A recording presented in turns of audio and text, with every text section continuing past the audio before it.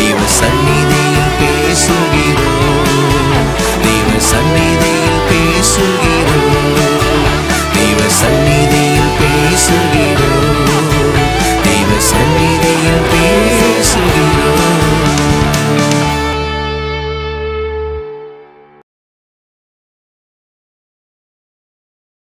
ஆதலால் நீங்கள் பிரியமான பிள்ளைகளைப் போல தேவனை பின்பற்றுகிறவர்களாகி, கிறிஸ்து நமக்காக தம்மை தேவனுக்கு சுகந்த வாசனையான காணிக்கையாகவும் பலியாகவும் ஒப்பு கொடுத்து நம்மில் அன்பு கூர்ந்தது போல நீங்களும் அன்பிலே நடந்து கொள்ளுங்கள்.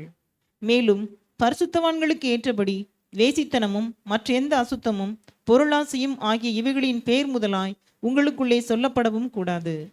அப்படியே வம்பும் புத்தீனமான பேச்சும் பரியாசமும் தகாதவைகள், ஸ்தோத்திரம் செய்தலே தகும். விபச்சாரக்காரனாவது அசுத்தனாவது விக்கிரக ஆராதனைக்காரனாகிய பொருளாசைக்காரனாவது தேவனுடைய ராஜ்யமாகிய கிறிஸ்துவின் ராஜ்யத்திலே சுதந்திரம் அடைவதில்லை என்று அறிந்திருக்கிறீர்களே. இப்படிப்பட்டவைகளின் நிமித்தமாக கீழ்ப்படியாமையின் பிள்ளைகள் மேல் தேவ கோபாக்கினை வருவதால் ஒருவனும் உங்களை வீண் வார்த்தைகளினாலே மோசம் போக்காதபடிக்கு எச்சரிக்கையாயிருங்கள். அவர்களுக்கு பங்காளிகளாகாதிருங்கள். நம்ம எல்லாரும் கண்களை மூடி தெய்வ செய்திக்காக நம்ம ஆண்டவர் நோக்கி பார்ப்போம். கத்தமோடு பேசும்படியாக, இடைபடும்படியாக. வல்ல பிதாவே, நன்றியோடுமை சோதரிக்கிறோம் துதிக்கிறோம். கிருபையும் இரக்கமும் தயவும் நிறைந்தவரே, அப்பா அந்த நேரத்திலும் குமார் இயேசு நாமத்துக்கு வருகிறோம். ஆவியாயும் ஜீவனமார்க்கிற வார்த்தைகளை கொண்டு எங்களோட தெய்வரை பேசும்படியாக, ஆண்டவரே இந்த அடிமை மறைத்து நீர் வெளிப்படும்படியாக, ஆவியானவரே முழுமையாய் ஆளுகை செய்யும்படியாக, இந்த வேத வாக்கில் அறிந்து கொள்ளும்படி எங்கள் மனக்கண்களை திறக்கும்படியாக, எங்களோடு கூட இடைபடும்படியாக, திருவசனத்தை கேட்கலாய் மாத்திரமல்ல அதன்படி செய்களாய் நாங்கள் ஒவ்வொருவரும் காணப்பட ஆவியானவர்களுக்கு உதவி செய்யும்படியாக உங்களுடைய கரத்தில் அர்ப்பணிக்கிறோம். நீர் வெளிப்படும்படியாக இடைபடும்படியாக ஆட்சேபிக்கிறோம். பெரிய காரியங்களை செய்யும் எங்களை தாழ்த்துகிறோம். இயேசு நாமத்தை ஜெபங்கள் ஜீவனுங்கள் நல்ல பிதாவே, ஆமென். அல்லேலூயா. மறுபடியும் இந்த வசனங்களை நாம் வாசிக்க இருப்போம். ஸ்க்ரீனில் போடுங்கப்பா அந்த வசனங்களை. எபேசியர் 5ஆம் அதிகாரம் 1-7 வசனங்களை நாம் மறுபடியும் வாசிக்க இருப்போம். ஆதலால் நீங்கள் பிரியமான பிள்ளைகளைப் போல தேவனை பின்பற்றுகிறவர்களாகி, கிறிஸ்து நமக்காக தம்மை தேவனுக்கு சுகந்த வாசனையான காணிக்கையாகவும் பலியாகவும் ஒப்பு கொடுத்து நம்மில் அன்பு கூர்ந்தது போல நீங்களும் அன்பிலே நடந்து கொள்ளுங்கள். மேலும் பரிசுத்தவான்களுக்கு ஏற்றபடி வேசித்தனமும் மற்ற எத்தன அசுத்தமும் பொருளாசையும் ஆகிய இவைகளின் பெயர் முதலாய் உங்களுக்குள்ளே சொல்லப்படவும் கூடாது. அப்படியே வம்பும் புத்தீனமான பேச்சும் பரியாசமும் தகாதவைகள், ஸ்தோத்திரம் செய்தலே தகும். விபச்சாரக்காரனாவது அசுத்தனாவது விக்கிரக ஆராதனைக்காரனாகிய பொருளாசைக்காரனாவது தேவனுடைய ராஜ்யமாகிய கிறிஸ்துவின் ராஜ்யத்திலே சுதந்திரம் அடைவதில்லை என்று அறிந்திருக்கிறீர்களே. இப்படிப்பட்டவைகள் நிமித்தமாக கீழ்ப்படியாமையின் பிள்ளைகள் மேல் தேவ கோபாக்கினை வருவதால் ஒருவனும் உங்களை வீண் வார்த்தைகளினாலே மோசம் போக்காதபடிக்கு எச்சரிக்கையாயிருங்கள். அவர்களுக்கு பங்காளிகள் ஆகாதிருங்கள். ஹல்லேலூயா. இந்த எபேசியர் நிருபத்தில் மாத்திரம் ஆண்டுடைய பிரதான கிருபையினாலே இதுவரையிலும் நாம் 65 செய்திகளை கேட்டிருக்கிறோம். இன்றைக்கு 66வது செய்தியாக நம் ஆண்டுடைய வார்த்தை கேட்க போகிறோம். கர்த்தர் இந்த நாளிலே விசேஷமாக நம்மோடு கூட இடைபடுவாராக. ஹல்லேலூயா. கடந்த வாரத்தினுடைய செய்தி குறித்த அநேக காரியங்களை பகிர்ந்து கொண்டீர்கள். கர்த்தர் உங்களை ஆஸ்வதிப்பாராக. ஆண்டுடைய அன்பை குறித்ததான காரியத்தை என்ன செய்து நம்ம அந்த முதல் 2 வசனத்தை மாத்திரமே நம்ம ஒரு 4-5 வாரங்கள் தியானிப்பதற்கு ஆண்டு நமக்கு கிருபை தந்தார். ஏன் நான் அப்படி செய்தோம் அப்படின்னு சொன்னால், கிறிஸ்துவ மார்க்கத்தை நாம் சரியாக செய்ய வேண்டும், புரிந்து கொள்ள வேண்டும். என்னென்னு சொன்னால், அது நமக்காக எல்லாவற்றையும் இயேசு செய்து முடித்து விட்டார், தேவன் செய்து முடித்து விட்டார். நம்மை அவரே அவருக்கு ஏற்புடையவராக செய்கிறார், மாற்றுகிறார். நம்முடைய கிரியையினாலே நாம் என்ன செய்கிறதில்ல, அவருக்கு ஏற்புடையவராக மாறுகிறதல்ல. மாறாக அவருடைய கிருபையினாலே நம்ம செய்கிறோம், நம்ம மாறுகிறோம். அவர் நமக்கு பாராட்டின தயவு பெரியது, இரக்கம் பெரியது, காருண்யம் பெரியது. அதனால் இன்றைக்கு நாம் என்ன செய்திருக்கிறோம், அப்படி நாம் அவருடைய பிள்ளைகளாக நாம் என்ன செய்திருக்கிறோம், மாறி இருக்கிறோம், ரட்சிக்கப்பட்டு இருக்கிறோம்.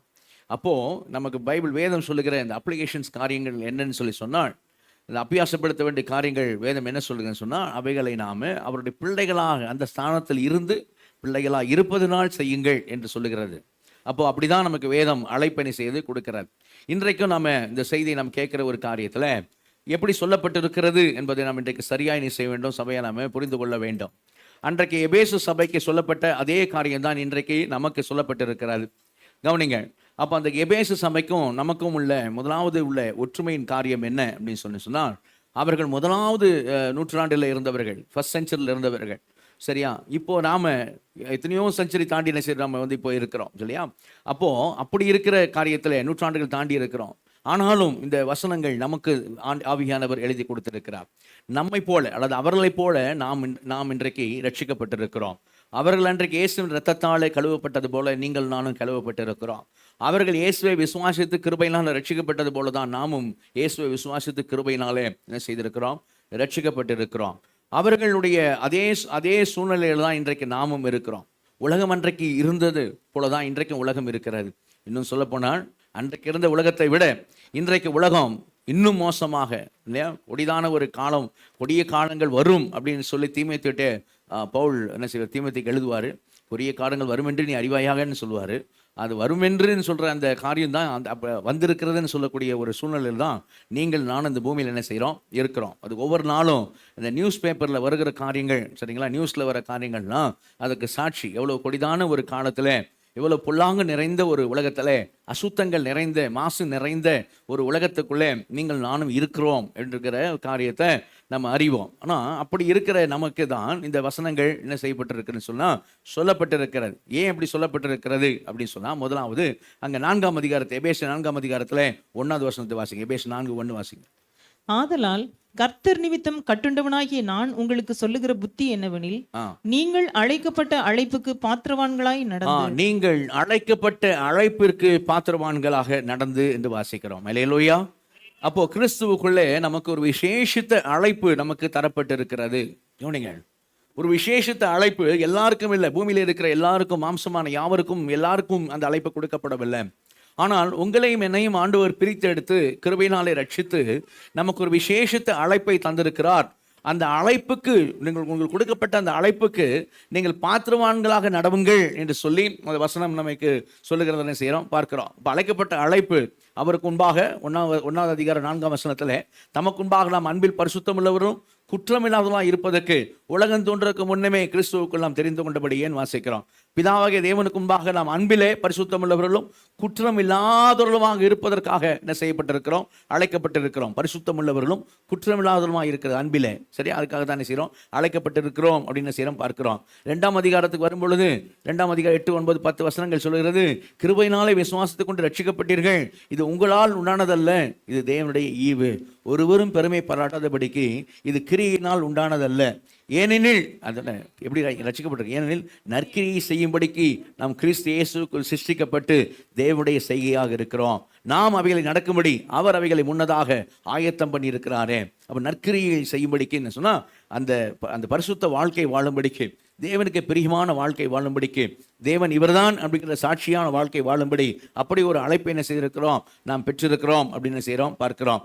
3ஆம் அதிகாரத்துக்கு வரும் பொழுது 10ஆம் வசனத்தில் அவருடைய அனந்த ஞானமானது சபையின் மூலமாக இப்போது தெரிய வரும் பொருட்டாக அப்படின்னு செய்கிறோம், வாசிக்கிறோம். அந்த அனந்த ஞானம் என்ன, அப்போது அந்த மல்டிஃபோல்ட் விஸ்டம்னு சொல்லக்கூடிய அந்த காரியம் என்ன, எங்கெங்கோ பிறந்து வளர்ந்தவர்கள் நாம ஒரே குடும்பமாக என்ன செய்கிறோம், அன்பிலே நம்ம என்ன செய்கிறோம், கூடி வந்திருக்கிறோம், அவருடைய பிள்ளைகளாக கூடி வந்திருக்கிறோம், அன்பிலே நினைத்திருக்கிறோம். அப்படிப்பட்ட ஒரு காரியம் உண்டாயிருக்கிறது அப்படின்னு சொன்னால், இது எப்படியா அப்படின்னு சொல்லி, இப்படி உலகம் பிரிந்து கிடக்கிற உலகத்துக்குள்ளே இந்த ஒரு கூட்டம் மாத்திரம் அன்பு நிமித்தமாய் சேர்ந்து இருக்கிறதே என்று சொல்லி உலகம் ஆச்சரியப்பட வகையில் அவருடைய அனந்த ஞானமானது என்ன செய்ய வேண்டும், வெளிப்பட வேண்டும் என்று சொல்லி, அப்போது ஒரு அன்பாக இருக்க வேண்டும், நம்ம அன்பாக ஒருத்தர் அன்பாக நடக்க வேண்டும் என்கிறதான ஒரு அழைப்பை என்ன செய்கிறோம், பெற்றிருக்கிறோம் என்று சொல்லி பார்க்கிறோம்.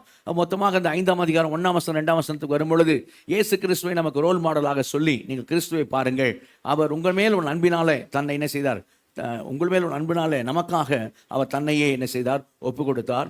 நம் மேல் உள்ள அன்பினால, பிதா மேல் உள்ள அன்பினாலையும் அவர் பிதாவுக்கு தன்னை சுகந்த வாசனையான காணிக்கையாகவும் பலியாகவும் என்ன செய்தார், ஒப்பு கொடுத்தார்.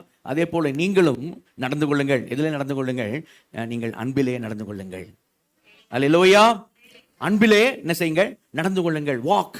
அதுதான் அந்த 4ஆம் அதிகாரத்திலிருந்து நமக்கு முதல் 3 அதிகாரம். முதல் 3 அதிகாரம் 1ஆம் அதிகாரம் தேவன் பிதாவாகிய தேவன் செய்தது என்ன, 2ஆம் அதிகாரம் கிறிஸ்து நமக்காக செய்திருக்கிறது என்ன, 3ஆம் அதிகாரத்துக்கு வரும்போது மொத்தமாக பரிசுத்த ஆவியானவர் நமக்காக செய்திருக்கிற காரியங்கள் என்ன, அதுபோல அங்கே வருகிற காரியமாக தேவன் நமக்காக செய்திருக்கிற காரியம் என்ன அப்படின்னு சொல்லிவிட்டு தான் 4ஆம் அதிகாரத்தில் ஆதலால் அப்படின்னு இப்படிலாம் தேவன் செய்து உங்களுக்காக இப்படிப்பட்ட காரியங்கள் எல்லாம் அவர் நிறைவேற்றி இருக்கிறபடினால, இப்படிப்பட்ட விசேஷத்தை அழைப்பை உங்களுக்கு தந்திருக்கிறதுனால, ஆதலால் வேண்டாம் பிள்ளைகளே, ஆதலால் அவர் அழைத்திருக்கிற அந்த அழைப்புக்கு நீங்கள் பாத்திரவான்களாக என்ன செய்யுங்க, நடவுங்கள் அப்படின்னு சொல்லி பார்க்கிறோம். 5ஆம் அதிகாரம் 1ஆம் வசனம் 2ஆம் வசனத்துக்கு வரும்போது அன்பில் என்ன செய்யுங்க, நடந்து கொள்ளுங்கள் அப்படின்னு சொல்லி பின்பாக நம்ம பார்க்க போகிறோம். 8ஆம் வசனத்தை பார்த்தீங்கன்னா ஸ்கிரீனில் போடுவோம். 8ஆவது வசனத்தை, வெளிச்சத்தின் பிள்ளைகளாக என்ன பண்ணுங்கள், நடந்து கொள்ளுங்கள், நடவுங்கள், அன்பிலே நடவுங்கள். அழைக்கப்பட்ட அழைப்புக்கு பாத்திரவான்களாக வாக், நடவுங்கள், அன்பிலே என்ன பண்ணுங்க, வாக், நடந்து கொள்ளுங்கள். நீங்கள் வெளிச்சத்தின் பிள்ளைகளாக, சில்ட்ரன் ஆஃப் லைட், வெளிச்சத்தின் பிள்ளைகளாக என்ன செய்யுங்கள், நீங்கள் நடந்து கொள்ளுங்கள் அப்படின்னு பார்க்கிறோம். அதே போல 15ஆம் வசனத்தை பார்த்தீங்கன்னா, நீங்கள் கவனமாய் நடந்து கொள்ள பாருங்கள். ஞானம் மற்றவர்களை போல நடக்காமல் ஞானமுடையவர்களை போல கவனமாக என்ன செய்யுங்க, நடந்து கொள்ளுங்கள். again walk, எப்படி walk with wisdom. சரியா? அப்போ ஞானமாய் கவனமாய் உங்கள் வாழ்க்கையில் நீங்கள் நடக்கும் பொழுது ஞானமாய் கவனமாக என்ன செய்யுங்க, நடவுங்க. ரோட்டில் நடக்கும்போது எப்படி ஒரு கல் மோதிடக்கூடாது காலில்னு சொல்லி எப்படி ஒரு ஜாக்கிரதையாக நடக்கிறீங்க, எங்கேயும் தடுமாறிடக்கூடாது இல்லையா, கல் காலில் மோதிடக்கூடாது, அப்படி எப்படி நடக்கணும். அது மாதிரி உன் லைஃப்பில், ஆவிக்குரிய வாழ்க்கையில், இந்த ஜீவியத்தில் நீ என்ன செய்ய, ஞானமாய் நடக்கணும் அப்படின்லாம் சொல்லியிருக்கு. அதெல்லாம் நம்ம என்ன செய்வோம், பின்னாடி பார்ப்போம். அப்போ இப்போ வாக்குன்னு சொல்கிற காரியம் இல்லையா, எப்படி அந்த நீங்கள் அழைக்கப்பட்ட அழைப்புக்கு பாத்திரமாக நடவுங்க, அன்பிலே நடவுங்க, வெளிச்சத்தின் பிள்ளைகளாக நடங்க, ஞானமாக கவனமாக நடங்க அப்படி சொல்கிறார்.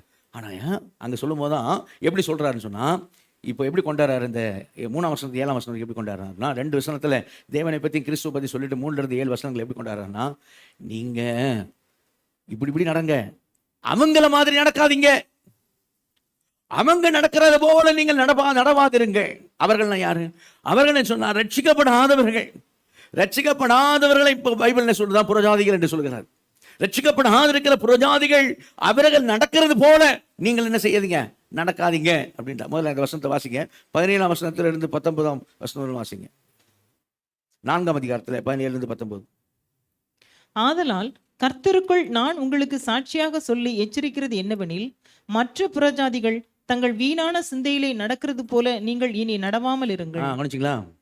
அவர்கள் வீணான சிந்தையிலே they are walking, நடக்கிறது போல நீங்கள் இனி நடவாமல் இருங்கள். Don't walk like that. அவங்க நடக்கிற மாதிரி நீங்க நடக்காதீங்க. அப்போ கவனிங்க, அப்போ அவங்களும் நடக்கிறாங்க, அவங்களும் நடக்கிறாங்க, சரியா? நீங்களும் நடவுங்க. ஆனா அவங்க நடக்கிற மாதிரி நடக்காதீங்க. அவங்களும் நடக்கிறாங்க, நீங்களும் நடக்கிறீங்க, ஆனா அவங்க நடக்கிற மாதிரி என்ன பண்ணாதீங்க, நீங்க நடக்காதீங்க அப்படி சொல்லப்பட்டிருக்கு. ஓகே, அப்ப அவங்களும் they are also walking, அவங்களும் நடக்கிறாங்க, அவங்களும் வாழ்றாங்க, அவங்களும் ஜீவிக்கிறாங்க. ஆனா நீங்க அந்த மாதிரி என்ன செஞ்சிடாதீங்க அப்படின்னு சொல்லி. அப்போ அவங்க எப்படி நடக்கிறாங்க வாசிங்க. அவர்கள் புத்தியில் அந்தகாரப்பட்டு தங்கள் இருதய கடினத்தினால் தங்களில் இருக்கும் அறியாமையினாலே தேவனுடைய ஜீவனுக்கு அந்நியராய் இருந்து தங்களில் இருக்கும் அறியாமையினாலே. சரிங்களா? என்னது அறியாமை? இந்த வார்த்தைலாம் முக்கியம். நம்மளை ஆண்டவர் எவ்வளோ பெரிய மனசு உள்ளவரா நீங்கள் பார்த்தீங்கன்னா, நமக்கு தெரியும் ரட்சிக்கப்படாத போது நம்ம நடந்ததெல்லாம் அறிஞ்சுதான் நடந்தோம், செஞ்ச தப்பெல்லாம் அறிஞ்சுதான் செஞ்சோம், எல்லாத்தையும் அறிந்து புரிந்துதான் செய்தோம், சுயநலமாய் செய்தோம். எனக்கு இதில் சுகம் உண்டு, எனக்கு இதில் பலன் உண்டு, அப்படி தான் செஞ்சோம். ஆனால் அவர் பெரிய மனசை எப்படி சொல்லிடுறாரு தெரியுமா? நான் சொல்கிறேன், நீங்கள் இது பண்ண வேணாம், ஸ்க்ரீனில் வேணால் அவங்க போடட்டும். 1 பேதுரு 1:13 பார்த்தீங்கன்னா அங்கே சொல்லியிருக்கோம், நீங்கள் முன்னே உங்களை அறியாமலால் கொண்டிருந்த இச்சைகளின்படி இனி நடவாமல். நீங்கள் முன்னே ரட்சிக்கப்படுறதுக்கு முன்னே நீங்கள் முன்னே உங்கள் அறியாமலால் கொண்டிருந்த இச்சைகளின்படி நடவாமல். சரி, அப்போ எப்படி நடந்தீங்க? பைபிளில் ஆண்டவர் சொல்கிறாரு, நீ தெரியாமல் நடந்துட்டு விடுபா, என்னை பத்தி உனக்கு தெரியல, என் அன்பை பத்தி உனக்கு தெரியல, கல்வாரி அன்பை பத்தி தெரியல, என்னோட அன்பை நீ உணரல, அறியாமலால இச்சையின்படி நடந்த. சரி, அப்போ நீ அப்படி நடந்த, இனி நடவாமல் கீழ்ப்படிகிற பிள்ளைகளாக இருந்து, அடுத்த வசனம் பார்த்தீங்கன்னா, உங்களை அழைத்த ஒரு பரிசுத்தலாக இருக்கிறது போல நீங்களும் உங்கள் நடக்கல் எல்லாவற்றும் பரிசுத்தமாக இருங்கள், ஏன்னா நான் பரிசுத்தர் ஆகையால் நீங்கள் பரிசுத்தமாக இருங்கள் என்று எழுதியிருக்கிறதே. அல்லேலூயா. சரிங்களா? எப்படி சொல்லிட்டாரு? பா நீ ரட்சிக்கப்படுறதுக்கு முன்னாடி வரைக்கும் நடந்தலப்பா, கேவலமா அசிங்கமா வெளியே சொன்னா வெக்க கேடுப்பா, உடுப்பா, அது நீ தெரியாம நடந்துட்ட, உடுப்பா, அதை உடுப்பா, எல்லாத்தையும் நான் மன்னிச்சிட்டேன்பா, நான் கடலின் ஆழத்தில் போட்டேன்பா, என் முதுகு பின்னா எரிஞ்சிட்டேன்பா, கிழக்குக்கு மேற்கு எவ்வளவு தூரமோ அவ்வளவு தூரமா நான் விலக்கிட்டேன்பா உன்னை விட்டு, இனி நான் அதை நினையாது இருப்பேன். அந்த வார்த்தை இனி நான் நினைக்க மாட்டேன். சரியா? அப்படியே சொல்றேன், இனி நான் அதை நினைக்க மாட்டேன், நான் எல்லாத்தையும் விலக்கிட்டேன். ஆனா இப்ப நான் உன்கிட்ட சொல்றதுல என்ன தெரியுமா? அப்ப நடந்த மாதிரியே இப்ப நடக்காத, நீ அப்ப நடந்த மாதிரி இப்போ ஜனங்கள் நடக்கிறாங்க. நீ வாழ்கிற சமுதாயம் அப்படிதான் இருக்குது. ஏன்னா அங்க இருந்தா உன்னை நான் தூக்கி எடுத்தேன். அப்போ நான் உன்னை தூக்கி எடுத்திருக்கேன்ல, நீ அவங்க நடக்கிற மாதிரி என்ன பண்ணாத, நடக்காத. சரிங்களா? ஏன்னா நீ அப்ப அறியாமல் நடந்த. இதே மாதிரி விஷயத்தை பவுல் கலாத்தியர் 4ஆம் அதிகாரத்திலையும் கொண்டு வருவார். 6ஆம் வசனம் 7ஆம் வசனத்தில் பார்த்தீங்கன்னா தெரியும். 6, 7, 8 சொல்லுவார். என்னன்னா, நீங்கள்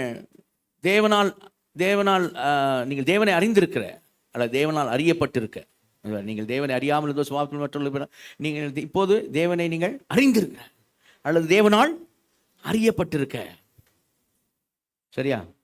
அப்படி வரும். இப்போ தேவனை அறிந்திருக்க அல்ல தேவனால் அறியப்பட்டிருக்க. இப்போ நீங்கள் அறிஞ்சிருக்கிறீங்க.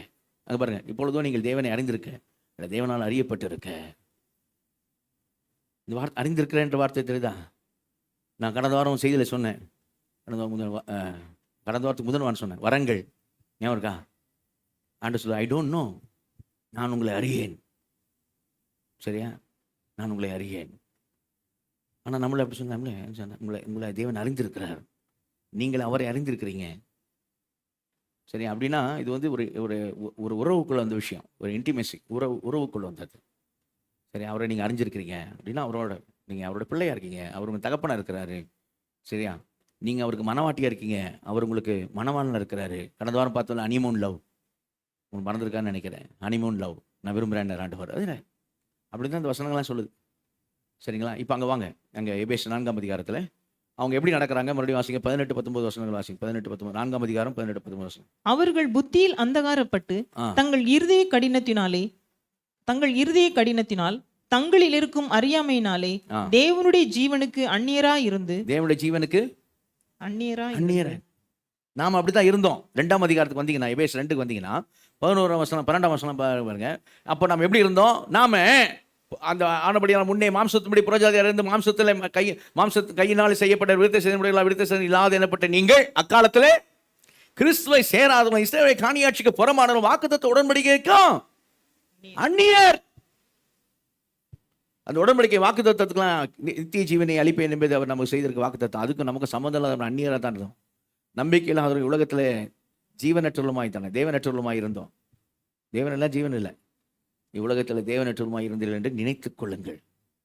அப்படிதான் நம்ம இருந்தோம். சரிங்களா? ஆனால் இயேசு கிறிஸ்து சிலுவையில் சிந்த ரத்தத்தினாலே, 14ஆம் வசனம் பாருங்க, 13-14, அவர் ரத்தத்தினாலே நாம் இப்போது தூரமாக இருந்த நாம் சமீபமாக இருக்கிறோம். சரியா? நம்மளை கொண்டாந்து தேவனோடு கூட அவர் ஒப்புரவாக்கி இருக்கிறார். அந்த வசனம்லாம் 14-15 வசனம் தான் சொல்லுவோம். இருதரத்தாரை ஒன்றாக்கி பகையார் நடுசுவரை தகர்த்து ஒரே புதிய மனுஷனாக தேவன் சிருஷ்டித்து தேவனோடு கூட நம்ம என்ன பண்ணியிருக்கிறார்? அவரு ஒப்புரவாக்கி இருக்கிறாரு. அதனால என்ன காரியம் அப்படின்னா, 19ஆம் வசனம் வாசிங்க. 19ஆம் வசனம் 2:19. ஆகையால் நீங்கள் இனி அந்நியரும் பரதேசிகளுமா இராமல் பரிசுத்தவான்களோட ஒரே நகரத்தாரும் தேவனுடைய வீட்டாருமா இருந்து. அல்லேலூயா. அந்த வார்த்தை எப்படி சொல்லிருக்கு? ஆகையால் இனி நீங்கள் அந்நியர் இல்ல, அந்நியரும் பரதேசமாயிராமல். அப்படிதான் இருந்தீங்க, தூரமா இருந்தீங்க, உங்களுக்கு தேவனுக்கும் சம்பந்தம் இல்லாம இருந்தீங்க, வாக்குத்தத்தத்துக்கும் எல்லாத்துக்கும் நீங்க அந்நியரா தான் இருந்தீங்க. தேவன் அற்றவர்களா இருந்தீங்க, கிறிஸ்துவ சேராதவர்களா இருந்தீங்க, நம்பிக்கை இல்லாதவர்களா இருந்தீங்க, இஸ்ரவேல் காணியாட்சிக்கு புறமா இருந்தீங்க, தூரமா இருந்தீங்க. தூரமா இருந்த உங்களை அவர் எட்ட இருந்த உங்களை கிட்ட கொண்டு வந்து, அல்லேலூயா, உங்களுக்கும் அவங்களுக்கும் யூதர்களுக்கும் வித்தியாசம் இல்லாமல் செஞ்சு ஒரே ரத்தத்தால் கழுவி எப்படி கொண்டாந்துட்டாங்க. இனி நீங்க அந்நியர் இல்லை, பரிசுத்தவான்களோட ஒரே நகரத்தார். அல்லேலூயா. ஒரே நகரத்தார். சரியா? அந்த சிட்டிசன்ஷிப் ஒரே தான். அதுங்க அடுத்த வார்த்தை, தேவனுடைய வீட்டார். You are God's family. அல்லேலூயா. ஆண்டவர் தேவன் அவருடைய குடும்பத்துக்குள்ள ஒன்று என்ன செஞ்சிட்டாரு? கொண்டு வந்துட்டார். இப்போ நீ அந்நியன் இல்லை, அவர் அப்பா பிதாவின்னு கூப்பிடுற. அல்லேலூயா. முதல்ல நீ அந்நியன், இப்போ நீ அவர் புள்ள, அப்பா பிதாவின்னு கூப்பிட முடியும்.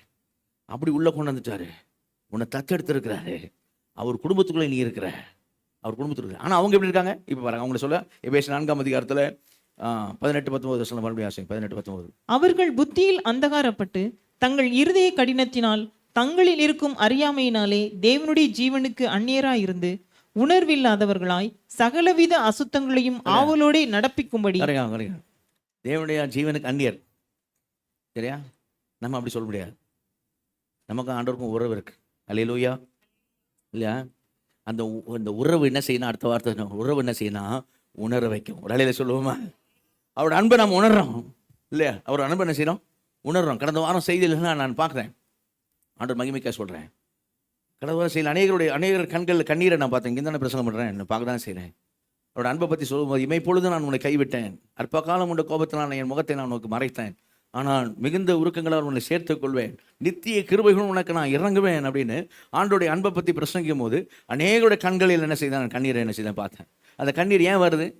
கண்ணீர் வந்தால் தான் உணர்வு அப்படி இல்லை. அந்த கண்ணீர் ஏன் வருது? அவரோட அன்பை உணர்றோம், அவரோட பாசத்தை, அவருடைய நேசத்தை உணர்றோம். ஐயோ, இப்படி ஒரு தேவன், இப்படி ஒரு தெய்வம், இப்படி என்ன நேசிக்கிறீங்களா ஆண்டவரை, நான் பாத்திரவான் இல்லையா, இந்த மாதிரி அன்பை கிட்ட காமிக்கிறதுக்கு நான் விதத்திலும் பாத்திரவான் இல்லையே.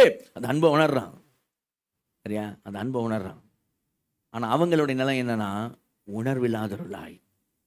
அவங்கள கல்வாரி அன்பெல்லாம் உணர மாட்டாங்க.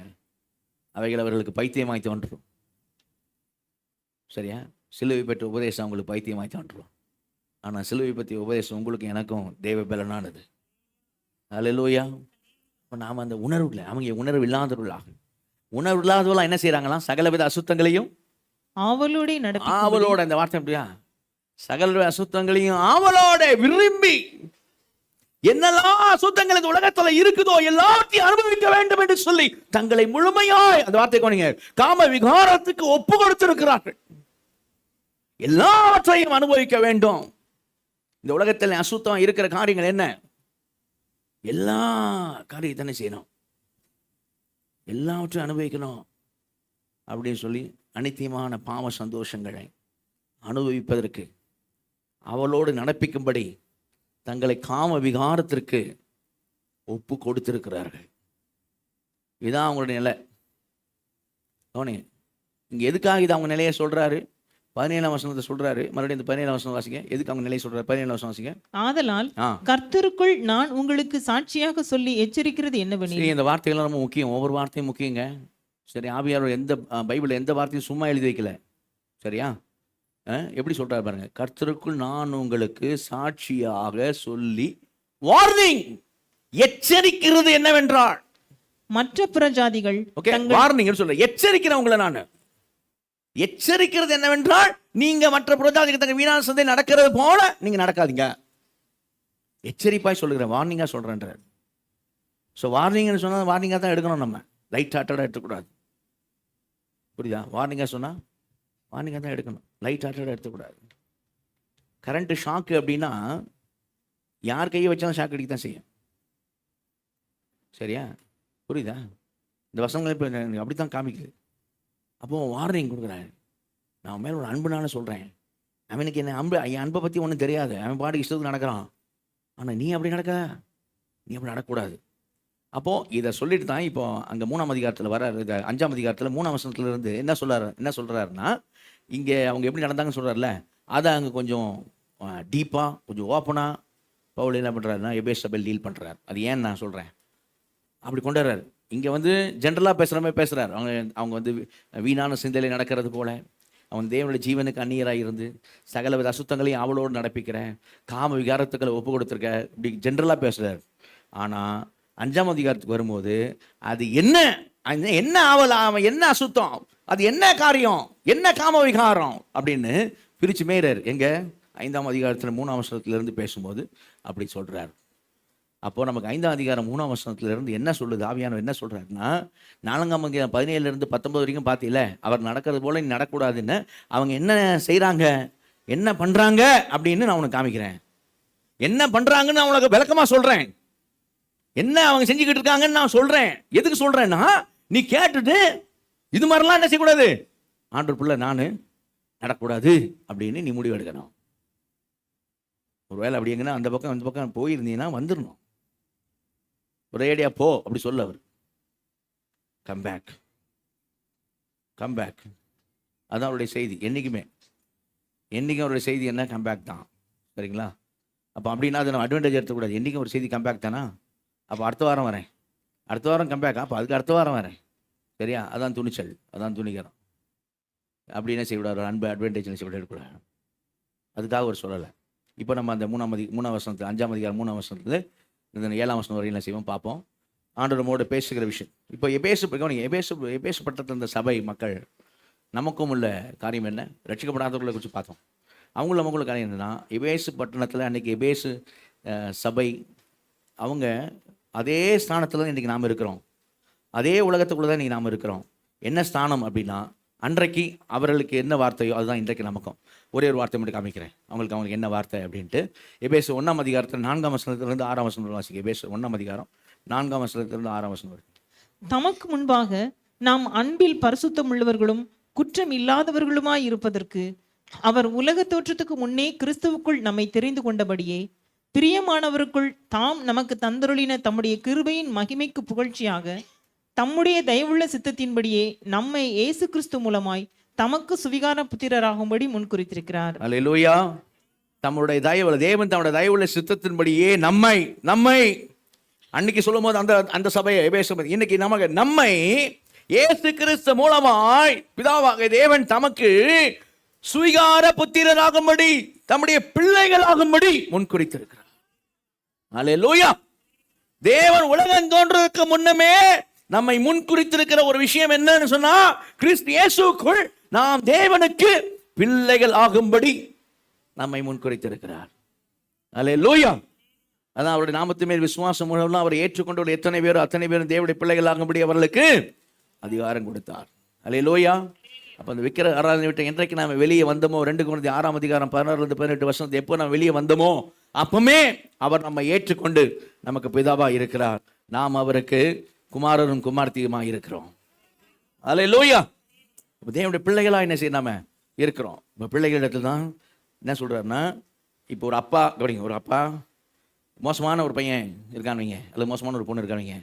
இந்த பிள்ளைகிட்ட எப்படி சொல்லுவாரா, ஏய் அவனை பார்த்தியா, அவன் செய்கிற மாதிரி செய்யக்கூடாது, புரியுதா, அவனோட ரொம்ப சேரக்கூடாது, புரியுதா, என்னென்னு இரு, ரொம்ப சேராத, அவனை நீ ஃபாலோ பண்ணக்கூடாது, அவன் செய்கிற மாதிரி செய்யணும்னு நினைக்காத, அவன் மோசமாக செய்கிறான், அவன் என்ன செய்யறான் தெரியுமா, உனக்கு அப்படி இப்போ சொல்ல போகிறார். ஒரு அழியில் சொல்லுவோமா?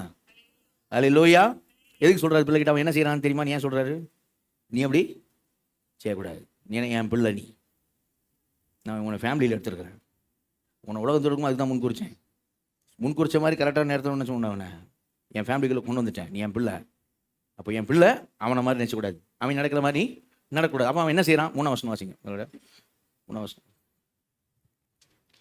மேலும் ஒரு என்ன பார்க்க போகிறோம் அப்படின்னா, சரிங்க, பிரியமான பிள்ளைகள், அதான் இன்றைக்கி தலைப்பு. பிரியமான பிள்ளைகளை என்ன செய்யணும்? நம்ம நடக்கணும். அப்போது அவர் சொல்கிற அட்வைஸ் என்ன அப்படின்னா, யோசிக்காத, செய்யாத, பேசாத, கேட்காத, பங்காளி ஆகாத. இதுதான் பார்க்க போகிறோம். வழியில் சொல்லுவோமா? அவன் யோசிக்கிற மாதிரி யோசிக்காத, அவன் செய்கிற மாதிரி செய்யாத, அவன் பேசுகிற மாதிரி பேசாத, அவன் சொல்றத கேட்காத, அவனுக்கு பங்காளி ஆகாத. அல்லேலூயா. இதான் பார்க்க போகிறோம். ஒரு தகப்பனுடைய அட்வைஸ், ஒரு தகப்பனுடைய புத்திமதி, சரியா, எச்சரிப்பாக சொல்கிற வார்த்தை, புத்திமதி ஆலோசனை சொல்கிற வார்த்தை. அன்பான பிள்ளைகளாக என்ன செய்யணும்? தேவனே, நான் உங்க பிரியமான பிள்ளையை நடப்பேன், என்கிட்ட பேசுங்க, என்னன்னு சொல்லுங்க ஆண்டவரே, நான் நடக்கிறேன், அப்படி இருக்கணும். ஒரு அலையில சொல்லுவோமா? அல்லேலூயா. அப்போது அதான் இன்னைக்கு ஆண்டு பேசுகிற காரியம். அப்போ முதலாவது காரியம் என்ன? யோசிக்காத. என்னது? 3ஆம் வசனம் வாசிங்க. இப்போ 5:3. மேலும் பரிசுத்தவான்களுக்கு ஏற்றபடி வேசித்தனமும் மற்ற எந்த அசுத்தமும் பொருளாசையும் ஆகிய இவைகளின் பேர் முதலாய் உங்களுக்குள்ளே சொல்லப்படவும் கூடாது. எப்படி சொல்றாரு பாருங்க, இவைகளின் பேர் முதலாய் உங்களுக்குள்ளே என்ன செய்யக்கூடாது? சொல்லப்படக்கூடாது. எப்படிப்பட்ட வார்த்தைனா, வேசித்தனம் அப்படின்னு போட்டிருக்கு தமிழ் பைபிளில். செக்ஷுவல் இம்மோராலிட்டி அப்படின்னு இருக்கும் ஆங்கில பைபிளில். வேசித்தனம் அப்படின்ற வார்த்தை எப்படின்னா, கட்டுக்கடங்காது. என்ன அர்த்தம் அது சொல்றேன்? கட்டுக்கடங்காம இருக்கிற காம இச்சை. அவங்கெல்லாம் அப்படித்தான் நடக்கிறாங்கன்னு சொல்ற ஆண்டவர்.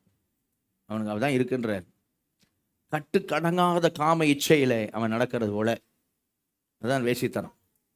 அடுத்த வார்த்தை என்ன சொல்ற தெரியுமா? மற்ற எந்த அசுத்தமும் அப்படிங்கிறார்ல. மற்ற எந்த அசுத்தம்ன்றது எப்படிப்பட்ட வார்த்தை பயன்படுத்தப்பட்டிருக்குன்னா, கற்பனையிலேயே பாவம் செய்கிறது. அந்த மாதிரி புரியுதா இல்லையா? எப்பவும் அதே பாலியல் ரீதியான காரியங்களே எண்ணிக்கொண்டிருப்பது, எப்பவும் அதே பால் உணர்வுலே இருக்கிறது, எப்பவும் பாலியல் ரீதியான காரியங்களே எண்ணிக்கொண்டிருக்கிறது, எப்பவும் அது அசுத்தங்களே நினச்சிக்கிட்டு இருக்கிறது. நினைக்கிறது மட்டும் இல்லை, கற்பனையிலே பாவம் செய்வது. நான் சொல்றது உங்களுக்கு புரியும்னு நினைக்கிறேன். கற்பனையிலேயே. சரியா? நிறைய பேர் அந்த மாதிரி பிரச்சனைகள் இருக்கும். கற்பனையிலே பாவம். பிசிக்கலா இன்னும் போல, சரீரப்பிரகமா இன்னும் போல, ஆனால் கற்பனையிலே நடக்குது பாவம். அந்த மாதிரி அசுத்தம். இது எப்படிப்பட்டதுன்னா, ஆண்டவர் சொல்றாருல்ல மலை பிரசங்கத்தில், விபச்சாரம் செய்யாதிருப்பாயாக என்று பூர்வத்தாக்கு உரைக்கப்பட்டதை நீங்கள் அறிந்திருக்கிறீர்கள். நான் உங்களுக்கு சொல்கிறேன், ஒரு பெண்ணை எச்சையோடு கூட பார்க்கவன் அவளோடு கூட விபச்சாரம் செய்தாயிற்றுனார். ஒரு பெண்ணை இச்சையோடு கூட பார்க்கிறவன், ஒருத்தன் ஒரு பொண்ணை ஒரு பெண்ணை வந்து இச்சையோட பார்க்குறானா இல்லையான்னு அவனுக்கு தெரியும், ஆனால் மற்றவங்க யாருக்கும் தெரியாது. அவனுக்கு தெரியும், ஆனால் மற்ற யாருக்கும் தெரியாது. ஆனால் ஆண்டவர் தெரியும், ஆண்டவர் தெரியும். அப்போ அது ரகசிய பாவம் போல இருக்கு இல்லையா? அவன் இச்சையா தான் பார்க்கறான்னு சொல்லிட்டு பார்க்க மாட்டான். நான் உன்னை இச்சையா பார்க்க போறேன் சொல்ல மாட்டான். ஆனா அவன் கண்களில் அந்த இச்சை இருக்கும். அப்ப அந்த இச்சையோடு கூட பார்க்கிற காரியம் இந்த உலகத்தில் இருக்கிற ஜனங்களுக்கு உண்டுன்னு சொல்றாரு. புறஜாதி ரட்சிக்கப்படாதவன் அவன் அப்படிதான் பார்ப்பான். அவன் அப்படித்தான் பார்ப்பான். அவன் பார்க்கிற மாதிரி நீ பார்க்காத. அவன் அப்படிதான் யோசிப்பான், கற்பனையை யோசிப்பான். அந்த மாதிரி நீ யோசிக்காத. அவன் கண்கள் அப்படிதான் இருக்கும். சரியா? இது ரகசிய பாவம். இது ஆண்டவர் வந்து இந்த அசுத்தம்ன்ற இங்கே பயன்படுத்துகிற இதே வார்த்தை, இந்த கிரேக்க வார்த்தை தான் பரிசேயர்களையும் சதிசேயர்களையும் ஆண்டவர் சாடும்போது, அவங்களை திட்டும்போது ஒரு வார்த்தை பயன்படுத்தும் ஆண்டவர். நீங்கள் எப்படி இருக்கீங்க, வெள்ளையடிக்கப்பட்ட கல்லறைக்கு ஒப்பா இருக்கிறீங்கன்னு. அங்கே இந்த வார்த்தையை ஆண்டவர் பயன்படுத்துகிறார். நீங்கள் அந்த மத்தேயு 23ஆம் அதிகாரத்துக்கு வாங்க.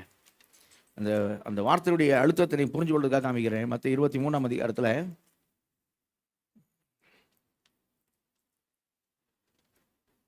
27ஆம் வசனம் வாசிங்க. 27, 28. மாயக்காரராகிய வேதபாரகரே, பரிசேயரே, உங்களுக்கு ஐயோ! வெள்ளையடிக்கப்பட்ட கல்லறைகளுக்கு ஒப்பாயிருக்கிறீர்கள். அவைகள் புறம்பே அலங்காரமாய் காணப்படும், உள்ளேயோ மரித்தவர்களின் எலும்புகளினாலும் சகல அசுத்தத்தினாலும் நிறைந்திருக்கும். அப்படியே நீங்களும் மனுஷருக்கு நீதிமான்கள் என்று புறம்பே காணப்படுகிறீர்கள், உள்ளத்திலோ மாயத்தினாலும் அக்கிரமத்தினாலும் நிறைந்திருக்கிறீர்கள். அது பாருங்க, வெள்ளையடிக்கப்பட்ட கல்லறை, வெளியில ஜோடிக்கப்பட்ட கல்ற, ஆனா உள்ள மரித்தவரோட எலும்பு சகல அசுத்தத்தினால உள்ள நிறைஞ்சிருக்கும். உள்ள வந்து அப்படிப்பட்ட காரியம், உள்ள வந்து அக்கிரமம் நிறைஞ்ச, ஆனா வெளியில தெரியாது. வெளியில அழகா ஜோடிக்கப்பட்ட கல்றையா இருக்கும், உள்ள இருக்கும். அப்போ அதுதான் சொல்றாரு, அந்த அசுத்தம். ஆண்டவர் பிள்ளை, நீ என்ன பண்ண, இப்படி செய்யக்கூடாது. அப்போ நானும் மனுஷன் தான், நானும் மாம்சம் இருக்கிறேன், அது மாதிரி தாட் வருது அப்படின்னா கவனிங்க. அது மாதிரி தாட் வருது என்ன, சிந்தையில வரும்போதே சிந்தையிலே என்ன பண்ண, அதை மேற்கொண்டிருந்தோம். அந்த தாட்டை உனக்குள்ள போவதற்கும் அது உன்னை ஆட்கொள்வதற்கும் நீ அதில் தியானிச்சு கொண்டு இருப்பதற்கும் உனக்கு இடம் கொடுக்க கூடாது. ஏன்னா நீ ஆண்டவர் பிள்ளை. அது வரும்போதே, அது தாட்டு வரும்போதே இச்சையை கடிந்து வரணும். நீ அப்படின்னு சொல்லணும், ஆண்டவரே கிருபை தாருன்னு சொல்லணும், ஆவியானவரே உதவி செய்யும் சொல்லணும். சரியா? அது வரும்போதே, அது உனக்குள்ள போகும்போதே, நீ எப்போ அந்த சிந்தனைக்கு இடம் கொடுக்குறியோ, சிந்தை தான் போர்க்களம், பேட்டில் ஃபீல்டு. அதாவது பிசாசு யுத்தம் பண்ணணும்னா இந்த சேனையும் அந்த சேனையும் வந்து யுத்தம் பண்ணுறதுக்கு ஒரு இடம் வேணும். அவங்க அங்கேருந்து வருவாங்க, இவங்க இங்கேருந்து வருவாங்க. யுத்தம் பண்ணுற இடம் எது அப்படின்னா அதுதான் பேட்டில் ஃபீல்டு, அதுதான் சிந்தை. அதான் ஒரு சிந்தை. அது ஒரு தேசத்துடைய தலைநகர மாதிரி. தலைநகரை பிடிச்சா தேசத்தை பிடிச்ச மாதிரி, சிந்தையை பிடிச்சா ஒன்றை பிடிச்ச மாதிரி. அப்போ சிந்தையே காத்துக்கொள்ளணும். சிந்தையை குறித்து பைபிள் சொல்லுது, கிறிஸ்து சிந்தை உங்களுக்கு இருக்க கடவுது. 8 காரியத்தை சொல்லி இவைகளே சிந்தித்துக் கொண்டிருங்கள். பிலிப்பியர் 4:8. பிலிப்பியர் 4:8 விஷயம் சொல்லி இதே சிந்தித்துக் கொண்டிருங்க. அவன் சிந்தை ரொம்ப முக்கியம். தாட் லெவலில் வரும்போதே நீ எதிர்த்து நிற்கலன்னு வச்சுக்கோ, சிந்தை லெவலில் வரும்போதே நீ இடம் கொடுத்தன்னு வச்சுக்க, அது உள்ள போச்சுன்னா அது உன்னை என்ன செய்யும், ஆக்கிரமிக்கும். அதுதான் அவன் அந்த மாதிரி கடிந்து கொள்றதோ, சீன்னு சொல்றதோ, ஆண்டவரேன்னு கூப்பிடுறதோ, ஆவியானவரேன்னு சொல்றதோ, அதெல்லாம் அவன் செய்ய மாட்டான். அவன் அந்த தாட்டை ரசிப்பான், ருசிப்பான். சரியா? அதில் அப்படியே மிதக்குவான், அதில் அப்படியே மிதக்குவான். இரவு நேரம் படுக்கையும் அதில் இருப்பான், சிந்தையிலே பாவம் அப்படியே இருப்பான். நான் சொல்றது உங்களுக்கு புரியும் நினைக்கிறேன். சரியா? அப்போ 8 விஷயம்: உண்மையுள்ள இளவிலோ, ஒழுக்கமுள்ள இளவிலோ, நீதி உள்ள இளவிலோ, கற்புள்ள இளவிலோ, அன்புள்ள இளவிலோ, நற்கீர்த்தி உள்ள இளவிலோ, புண்ணியம் எதுவோ, புகழெதுவோ அவைகளை சிந்தித்துக் கொண்டிருங்க. அப்படி நமக்கு சொல்லுங்க. சரியா? அப்போ அதை உனக்குள்ள போக விடாத, உனக்குள்ள போக விடாத. அதான் சொல்றாரு. அவன் அப்படித்தான் இருப்பான். அவன் போக விடக்கூடாதுன்னா இருக்க மாட்டான், நல்லா விட்டுருவான். உள்ள முழுதுமாக இதனால் ஆட்கொண்டு இருப்பான். சகல அசுத்தம் உனக்குள்ள இருக்கும். வெளியில எப்படி இருப்பான்? வெள்ளடிக்கப்பட்ட கல்ற மாதிரி இருப்பான். அவன் வெளியே பார்த்தானே தெரியாது. அவன் உள்ள பார்க்குற பார்வையை அவன் அப்படி தான் பார்ப்பான். சரியா? அவன் பார்வையாக தான் இருக்கும். அசுத்தம் தானே, அப்படி தான் இருப்பான். அப்படி சொல்கிறார். சரிங்க, வாங்க எபேசியர் 5ஆம் அதிகாரத்தில் 3ஆம் வசனம் வாசிக்க. மறுபடியும் 1ஆவது வசனம். மேலும் பரிசுத்தவான்களுக்கு ஏற்றபடி வேசித்தனமும் மற்றெந்த அசுத்தமும் பொருளாசையும் ஆகிய இவைகளின் பேர் முதலாய் உங்களுக்குள்ளே சொல்லப்படவும் கூடாது. வேசித்தனம் நமக்கு புரியுது. சரியா? வேசித்தனம் அப்படிங்கிறது காமம், இச்சை, பாலியல், பால் உறவு, இது சம்மந்தப்பட்ட வார்த்தை வேசித்தனம். மற்றெந்த அசுத்தமும் நான் சொன்னேன், அதோட ஒட்டி போகிற வார்த்தை தான். ஆனால் ஏன் இங்கே பொருளாசை அப்படின்னு ஏன் கொண்டு வர்றாரு? பொருளாசை அப்படின்ற வார்த்தை ஏன் வருது? கவனிங்க. இது என்ன அப்படின்னா, இப்போ நம்ம மற்ற டிரான்ஸ்லேஷன் கொஞ்சம் பார்த்தா நல்லது. ஏன்னா நமக்கு தமிழ் லாங்குவேஜ் ரெஸ்ட்ரிக்ஷன். தமிழில் நமக்கு மொழியாக்க பொருளாசை அப்படின்னு என்ன பண்ணிருக்காங்க, சொல்லியிருக்கிறாங்க. பொருளாசை குறித்து பைபிள் சொல்லுது, பொருளாசை இருக்கக்கூடாது. லூக்கா 12:15 ஒருவனுக்கு எவ்வளவு திரளான ஆசை இருந்தாலும் அது அவனுக்கு ஜீவன் அல்ல. உங்கள் கண்களை பறக்க விடுவானேன், பறந்து போகிற பொருள் மேலும் கண்களை பறக்க விடுவானேன். பண ஆசை எல்லா தீமைக்கும் வேற இருக்கு. சிலர் இச்சித்து விசுவாசத்தை விட்டு வலுவி தங்களை தாங்கள் உருவ குத்தி கொண்டு இருக்கிறார்கள். பைபிள் பணத்தை பற்றி பேசுது, பொருளாசை பற்றி பேசுது, பேசாம இல்லை. பைபிள் அதெல்லாம் தப்புன்னு தான் சொல்லுது. சரிங்களா? தப்பு தான் சொல்லுது. சரிங்களா? நம்ம அப்படி இருக்க வேண்டியதில்லை. வெள்ளிக்கிழமை உபவாசத்துலாம் வந்தீங்கன்னா நடந்திருக்கும். ஏன்னா நல்ல செய்தியெல்லாம் கேட்கலாம். கடந்த வாரம் செய்தியில் லூக்கா 12 தான் பாஸ்டர் தாவீது கொடுத்தாங்க, சொன்ன காரியங்களை. சரியா? அப்போது அவங்க சொல்லாத ஒரு காரியத்தை மட்டும் சொல்கிறேன். ஆண்டவர் சொன்னேன், நீ காகங்களை பார்க்க விசேஷித்தவர்கள். காகங்களை பார்க்க விசேஷம், மலர்களை பார்க்க நீங்கள் விசேஷித்தவர்கள். உலகத்தர் அவைகளை நாடி தேடுகிறார்கள், நீங்கள் உலகத்தரை பார்க்கல் விசேஷித்தவர்கள். ஏன்னா உங்கள் பிதா இவைகள் உங்களுக்கு தேவைன்னு அறிந்து வச்சிருக்கிறார். அல்லேலூயா. நீங்கள் எவ்வளோ விசேஷமானவங்க. பறவைகளை பார்க்கல விசேஷம், பறவைகளை அவர் தான் போஷிக்கிறார். மலர்களை பார்க்கல விசேஷம், மலர்களை தான் உடுத்து வைக்கிறார். உலகத்தர் அவைகளை நாடி தேடுகிறார்கள். சரியா? நீ உலகத்தர் அல்ல. சரிங்களா? அப்போது அவர்களை பார்க்கல நீங்கள் விசேஷித்தவர்கள். உங்கள் பிதா இவைகள் உங்களுக்கு தேவைன்னு அறிஞ்சு வச்சிருக்கிறார், உங்களுக்கு தருவார். அல்லேலூயா. என்ன தேவையோ அது உங்களுக்கு கொடுப்பார் சொல்லப்பட்டு. அப்போ பொருளாசை பற்றி, பண ஆசை பற்றியெல்லாம் பைபிள் சொல்லாமல் இல்லை. பட் இந்த இடத்துல இந்த பொருளாசை அப்படிங்கிற விஷயம், சரியா, ஏன் இப்படி இந்த இடத்துல இப்படி சொல்லியிருக்கு அப்படிங்கிறதுக்கு முதல்ல இந்த எபேசு பட்டணத்துடைய பின்னணியை பார்க்க முன்னாக ஒரு சில டிரான்ஸ்லேஷன் நம்ம என்ன செய்வோம், என்ன வார்த்தை பயன்படுத்தப்பட்டிருக்குன்னு நம்ம என்ன செய்வோம் பார்ப்போம். இந்த இடத்துல வர 3ஆவது வசனத்தில் வர இந்த பொருளாசையும் 5ஆம் வசனத்தில் விக்கிரக ஆராதனைய பொருளாசை அப்படின்னு இருக்கும். 5ஆம் வசனம் பார்த்தீங்கன்னா தெரியும், விக்கிரக ஆராதனையான பொருளாசை அப்படின்னு இருக்கும். சரியா? அப்போ என்ன சொல்லியிருக்கு, எதனால திடீர்னு இந்த மாதிரி வேசித்தனம், பாலியல் ரீதியான காரியத்தில் வரும்போது எதுக்கு பொருளாசை சேர்ந்து வருது அப்படிங்கிறது நம்ம என்ன செய்யணும், புரிஞ்சுக்கொள்ளணும். சரிங்களா? அப்போது எதுக்கு சொல்லியிருக்கேன், சில இங்கிலீஷ் டிரான்ஸ்லேஷன் போடுங்க, ஏதாவது NASB போடுது. NASBயில் 3ஆம் வசனம் 5ஆம் வசனம் முதல்ல இங்கிலீஷில் பார்த்துருவோம், அப்புறம் 2 தமிழ் டிரான்ஸ்லேஷன் செய்வோம், பார்ப்போம், நமக்கு நல்லா புரியும். சரியா? 2 தமிழ் டிரான்ஸ்லேஷன், ஒரு இங்கிலீஷ் டிரான்ஸ்லேஷன்லாம் பார்த்தோம்னா என்ன சொல்லியிருக்காருங்க அப்படின்னு. சரியா? ஏதோ ஒன்று பார்த்து கேட்டு அப்படி போகக்கூடாது, அது இல்லை செய்தி. ஆவியான என்ன சொல்லியிருக்காரோ அதை கரெக்டாக புரிஞ்சுக்கணும். வழியில் சொல்லுவோமா? அல்லேலூயா. ஆமாம். அதனால் இங்கே பொருளாசை பற்றி சொல்ல, அதனால் பொருளாசை இருக்கலாம்னு சொல்லக்கூடாது. அதுதான் நான் சொல்லிட்டு இருக்கேன். நிறைய வசனம் பொருளாசை கூடாதுன்னு தான் பைபிள் சொல்லுது, பண ஆசை கூடாதுன்னு தான் பைபிள் சொல்லுது. ஆனால் இங்கே சொல்லியிருக்கேன் என்னன்னு சொன்னால், but immorality or any impurity or greed, அந்த வார்த்தை வச்சுங்களா, or greed must not even be named among you. Greed என்னது? கிரீட் அப்படின்னா கிரீடி பர்சன். கிரீடு அப்படின்னா பேராசைன்னு அர்த்தம். சரியா? அப்போ என்ன வார்த்தை பயன்படுத்தப்பட்டிருக்குன்னா பேராசை. ஏன் அந்த வார்த்தை பயன்படுத்தணும்னு சொல்கிறேன், பேராசை உள்ளனா. பேராசைன்ற வார்த்தையும் எப்படி சம்பந்தமாகுது, இந்த விபச்சார வேசித்தனம் இந்த காரியங்களோடு கூட இந்த பேராசைன்றது பொருளாசைங்கிறது எப்படி கனெக்ட் ஆகுது?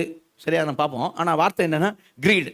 இப்போ 5ஆவது வசனம் போடுங்க. 5ஆம் வசனம் விக்கிரக ஆராதனை பொருளாசை போட்டுருப்பாருங்க. For this you know with certainty that no immoral or impure person or covetous man. Covetous, இந்த கவட்டஸ் அப்படின்ற வார்த்தை என்னன்னு சொன்னா, இச்சியாதிருப்பாயாக 10 கட்டளையில 10வது கட்டளை, பிறனுடைய மனைவி, ஆடு, மாடு, கழுத, அல்லது அவனுக்கு வீட்டை கவர்ந்திட விரும்பாதே, அவனுடைய மனைவி, அவனுடைய ஆடு, அவனுடைய மாடு, அவனுடைய கழுத, அவனுக்குரிய எதையும் இச்சியாதிருப்பாயாக. அதான் கவட்டஸ். புரியுதா? மற்றவனுக்குரியதை நீ இச்சிக்காத. ஓகே, புரியுதா? இப்போ உங்களுக்கு ஓரளவுக்கு கெஸ் பண்ண முடியும்னு நினைக்கிறேன். பேராசையுடையவனா இருக்காத, உனக்கு இருக்கிறது போதும்னு நினைச்சுக்க, மற்றவனுக்குரியதை இச்சிக்காத. விளங்குதா? இப்போ வேசித்தன விசாரத்தோடு போய் கனெக்ட் ஆகும். நீங்க கொஞ்சம் யோசிச்சீங்கன்னா, ஸ்மார்ட்டா இருந்தீங்கன்னா, உனக்கு இருக்கிறது போதும்னு நினைச்சுக்க, உனக்கு ஆண்டவர் கொடுத்த போதும். பேராசையுடையவனா இருக்காத, மற்றவனுக்குரியதை இச்சிக்காத. சரியா? அப்படி சொல்லி இன்னும் கொஞ்சம் டீப்பா பார்ப்போம் நம்ம. ஆனா இப்போதைக்கு இது பிடிச்சிக்கிட்டோம். இப்போ தமிழ் டிரான்ஸ்லேஷன் போடுப்பான், அந்த பொதுமொழி பெயர்ப்பு, ஆர்சி பொதுமொழி பெயர்ப்பு. ஆர்சி தான்.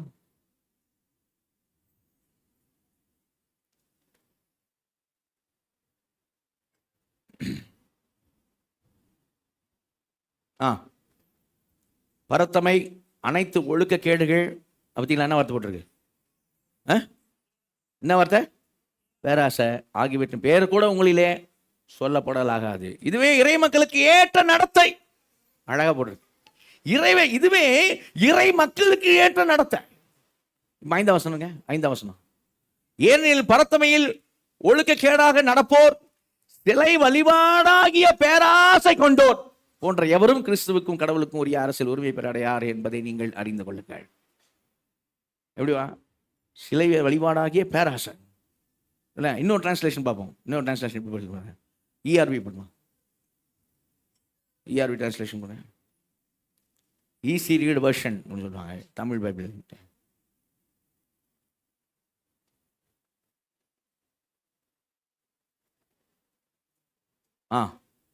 கவனிங்க. ஆனால் உங்களிடையே மோகத்துக்குரிய பாவங்கள் இருக்கக்கூடாது.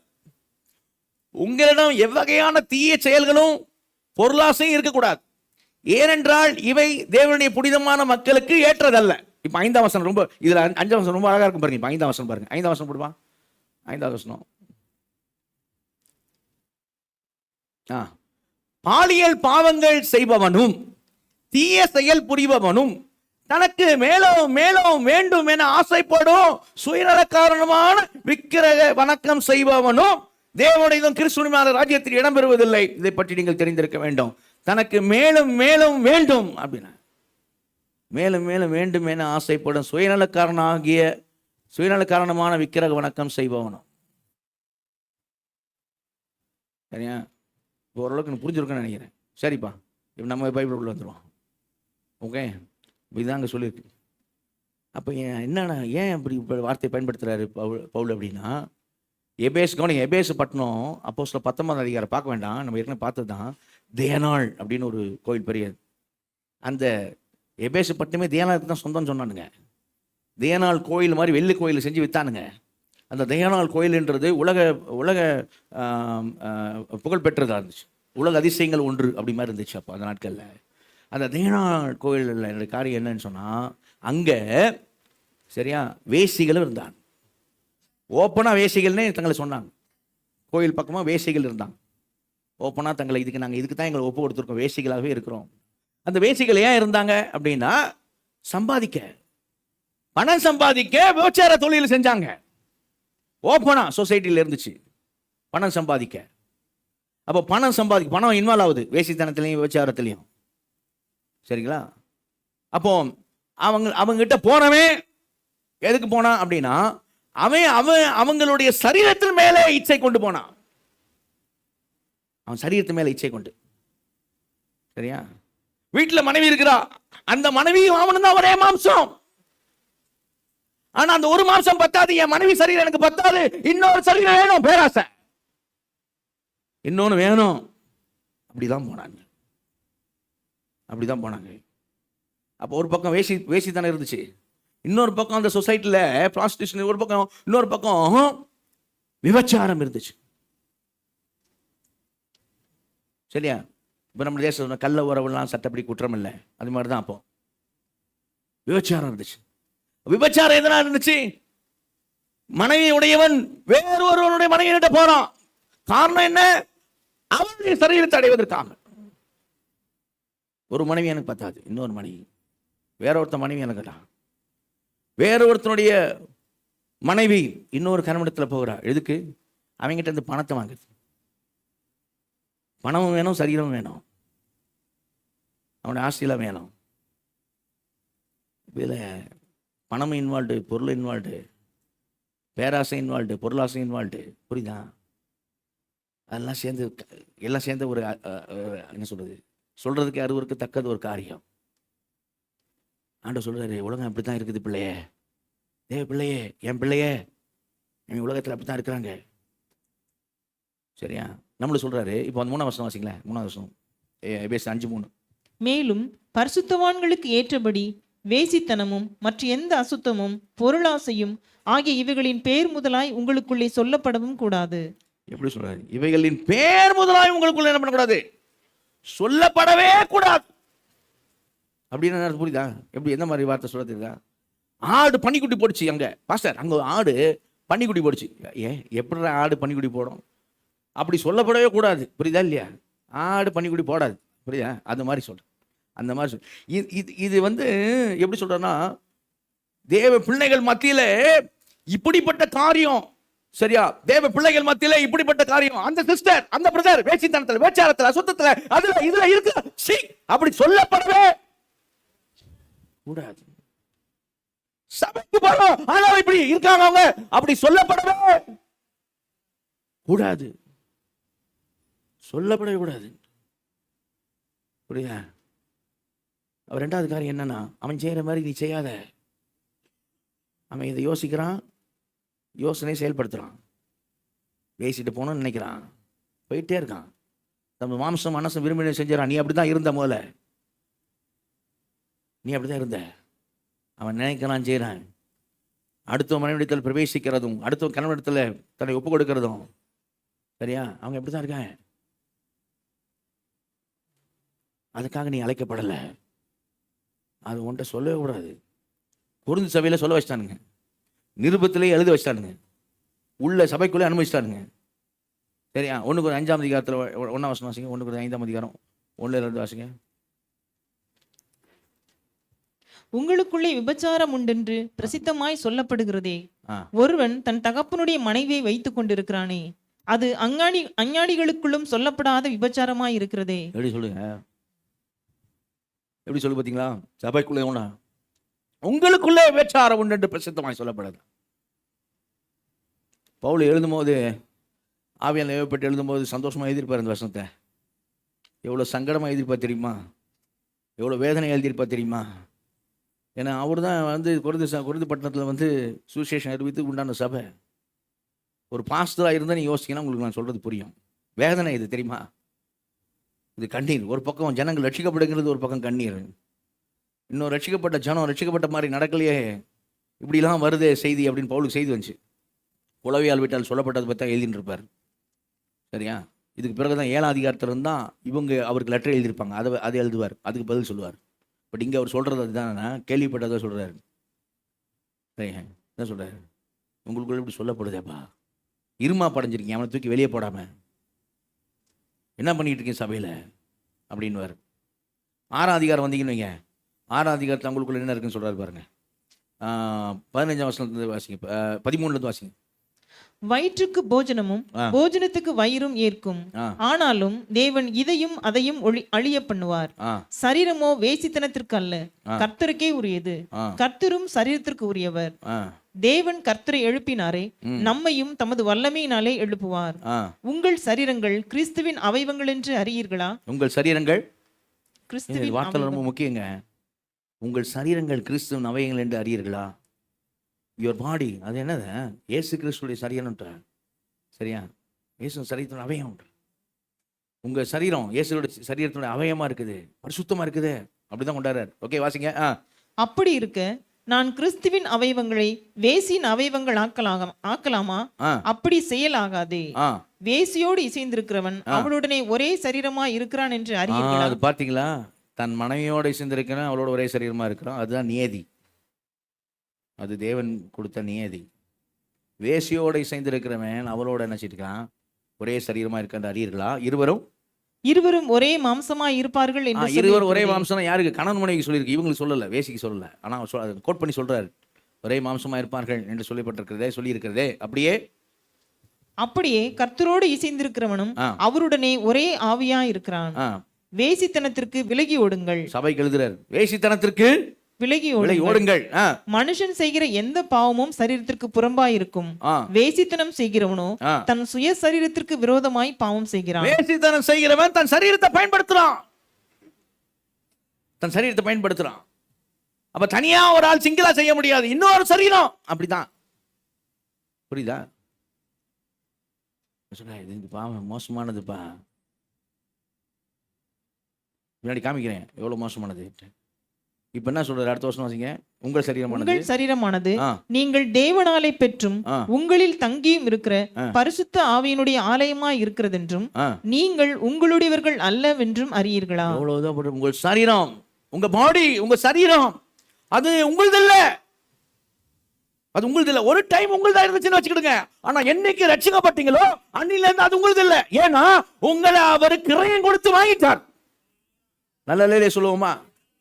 உங்க எல்லாத்துக்கும், உன் ஆவியும் ஆத்மாவும் சரீரம் எல்லாத்துக்கும் சேர்த்து ரத்தத்தை கிரயமா கொடுத்து அவர் வாங்கிட்டாரு. இப்போ உன் பாடி அவருக்கு சொந்தம், இப்போ உன் ஆத்மா அவருக்கு சொந்தம், இப்போ உன் ஆவி அவருக்கு சொந்தம். நீ அதை எப்படி மிஸ்யூஸ் பண்ணக்கூடாது. அவருக்கு சொந்தம். அடுத்த வருஷம் வாசிங்க, சொல்லுவாங்க. கிரயத்துக்கு கொல்லப்பட்டீர்களே. பாத்தீங்களா? அவர் பிரைஸ் கொடுத்து வாங்கிட்டாரு. காசு கொடுத்து வாங்கிக்கிறவங்கன்னு சொல்றோம்ல, அது மாதிரி ரத்தத்தை கொடுத்து கிரயமா சேர்த்து வாங்கிட்டாரு. கிரயத்தை கொல்லப்பட்டீர்களே. ஆகையால் தேவனுக்கு உடையவர்களாகிய உங்கள் சரீரத்தினாலும் உங்கள் ஆவியினாலும் தேவனை மகிமைப்படுத்துங்கள். தேவனுக்கு உடையவர்களாகிய, சரிங்களா? புரியுதா? இப்போ இந்த 6ஆம் அதிகாரத்திலே ஒரு விஷயம் சொல்லுவார். நம்ம அங்க வாசிக்கிற எபேசியர்ல பரிசுத்தவான்களுக்கு ஏற்றபடி அப்படி வாசிக்கிறோம் தெரியுமா? அதை கொண்டு வர்றாரு. என்ன சொல்றாருன்னா, ஒரு டைம் நீ அப்படி இருந்த வச்சு, உங்களில் சிலர் அப்படி இருந்தீங்க, எல்லாரும் சொல்லுங்க, ஆனால் உங்களில் சிலர் அப்படி இருந்தீங்க ஒரு டைம். அவர் சொல்ல பாருங்க, அதில் 11 வருஷம் வாசிங்க. 11 வருஷம் 6ஆம் அதிகாரத்து 11 வருஷம். உங்களில் சிலர் இப்படிப்பட்டவர்களாய் இருந்தீர்கள். ஆயினும் கர்த்தராகிய இயேசுவின் நாமத்தினாலும் நமது தேவனுடைய ஆவியினாலும் கழுவப்பட்டீர்கள், பரிசுத்தமாக்கப்பட்டீர்கள், நீதிமான்கள் ஆக்கப்பட்டீர்கள். நீங்கள் கழுவப்பட்டீர்கள், பரிசுத்தமாக்கப்பட்டீர்கள், நீதிமான்கள் ஆக்கப்பட்டீர்கள். அல்லேலூயா. அப்ப பரிசுத்தவான்களுக்கு ஏற்றபடி. எபேசியர் 5:3. பரிசுத்தவான்களுக்கு ஏற்றபடி. புரியுதா? எப்படி பரிசுத்தம் நம்மளை எப்படி ஆவியானவர் எப்படி கூப்பிடுறாரு? பரிசுத்தவான்களுக்கு ஏற்றபடி. நீ பரிசுத்தவான், பரிசுத்தவான்களுக்கு ஏற்றபடியே வாழ. நீ பரிசுத்தம். எப்படி பரிசுத்தவான? உன்னை அவர் கழுவி எடுத்திருக்கிறார். அல்லேலூயா. நீங்கள் கழுவப்பட்டீர்கள், நீங்கள் பரிசுத்தமாக்கப்பட்டீர்கள், நீங்கள் நீதிமான்கள் ஆக்கப்பட்டீர்கள். அல்லேலூயா. நீ நீதிமானா இல்ல, ஆக்கப்பட்டு இருக்கிறோம். அப்ப அதுதான். அப்ப அதுக்கேற்றபடி நட, அவனுடைய பிள்ளையா நட. அவன் இடம் கொடுக்குற இந்த காரியத்துக்கு நீ என்ன பண்ணாத, இடம் கொடுக்காத. அப்போ அவன் செய்யற மாதிரி என்ன செய்யாத, நீ செய்யாத. உங்கள் மத்தியிலே அப்படி சொல்லப்படவே கூடாது. லல்லாலையில சொல்லுவோமா, உச்சாமலையில சொல்லுவோமா, சொல்லப்படவே கூடாதுப்பா. இந்த மாதிரி பேச்சே இருக்கக்கூடாதுயா சபைக்குள்ள. இந்த மாதிரி வரவே கூடாது உங்க மேல.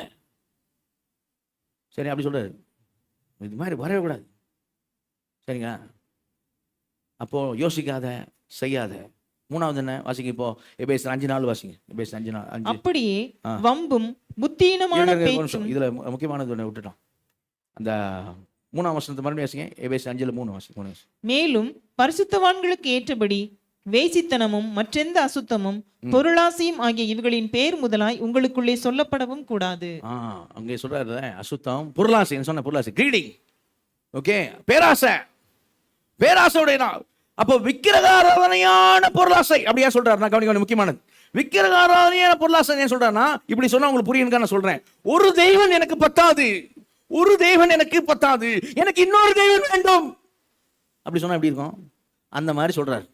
எனக்கு ஒரு தேவன் பத்தாது, எனக்கு இன்னொரு தேவன் வேண்டும் அப்படின்னா சரியா? அது எப்படி ஒரு மாதிரி சொல்றதுக்கு ஒரு மாதிரி இருக்குல்ல. ஒரு தேவன் பத்தாது, இன்னொரு தேவன் வேணும், அப்படித்தான் நீ செய்யற அப்படி சொல்றாரு. எப்படின்னா, ஒரு கணவன் ஆண்டவனுக்கு தந்திருக்கிறாரு, ஒரு கணவன் பத்தா, இன்னும் கணவன், ஒரு மனைவி எனக்கு ஆண்டவர் தந்திருக்கிறாரு, ஒரு மனைவி எனக்கு பத்தாது, இன்னும் மனைவி வேண்டாம். சரியா? அப்படின்னா நீ அப்படிப்பட்ட காரியத்துக்கு ஒன்று ஒப்பு கொடுத்தீங்கன்னா, ஏதோ ஒரு உறவு, ஏதோ ஒரு நபர், ஏதோ ஒன்று இந்த உலகத்துல, அது உன் சுயநலம், சரீர பசி, காம பசி, அதை நீயே உனக்கு விக்கிரமா மாறுற. ஏதோ ஒன்று, ஒருவேளை பணத்துக்காக சரீரத்தை கொடுத்தேன்னு வச்சுக்கோ, அந்த பணம், அவன் இருக்க பொருளுக்காக சரீரத்தை கொடுத்து வச்சுக்கோ, அந்த பொருள், உறவு, நபர், ஏதோ ஒன்று உனக்கு இன்னொரு தேவனா மாறிடுது. அதான் வைக்கிற ஆராதனை. அது உன்னால் விட முடியலன்னு அர்த்தம் இல்லை. அதான் வைக்கிற ஆராதனை. புரியுதா? தன் இருதயத்தை கேட்டு இருதயத்தை உடையவனா இருந்தாலும், அடுத்த மணி உரியவன் மனைவி ஆசைப்பட்டு தூக்கிட்டான், அவன் எடுத்தான் பண்ணிட்டான்னு சொன்னான். ஆண்டவர் தாவீதா பரவாயில்ல பண்ணிக்கப்பா அப்படி சொல்றவர் இல்லை, சிச்சிக்கிறவர். அல்லேலூயா. தன் தீர்க்க செஞ்சு உணர்த்துற, நீ பண்ணது உன் வீட்டு மேலே வரும்டா, உன் வீட்டு மேலே வரும். அவன் சொன்னான், ஒரு கதை மாதிரி சொல்லணும்னு சொன்னான். அவன் நாளை தனியாக செலுத்த வேண்டாம், நியாயப்பிரமாணத்தை சொன்னான், நாளை தனியாக செலுத்த வேண்டாம். செலுத்து நாளை தனியாக. 4 பிள்ளை சாவும் வீட்டில், லைனாக சாகுது. அப்சலோம் அன்னோன் லைனாக போகுது. முதல்ல அந்த குழந்தை சாகுது லைனா. அவன் வாங்கினது நீ மறைச்சி தானே பண்ண, உன்னை கேவலப்படுத்துறாண்டவர். அப்சலோம் வெளியரங்கமாக பண்ணுவான் உன் மருமனையாட்டியோட. பாரு, விட்டு வைக்கலையே தாவீதையும். சரியா? அதுதான். அப்போ ஏன் அவனுக்கு பேராசை? இருக்கிற மனைவி, ஆனால் உரியாவின் மனைவி வேணும். புரியுதா? உரியாவின் மனைவி அவனுக்கு விக்கிரகமாகி போனாள். உரியான மனைவியினுடைய சரீரம் அவனுக்கு விக்கிரகமாக மாறினது. இவனுடைய சரீர பசி, சுயநலம், இது அவனுக்கு விக்கிரகமாக மாறினது. விக்கிரக ஆராதனை என்ன பொருளாசை? சரிங்களா? ஆனால் அவன் யோசிக்கிற மாதிரி நீ யோசிக்காத, அவன் செய்கிற மாதிரி செய்யாத.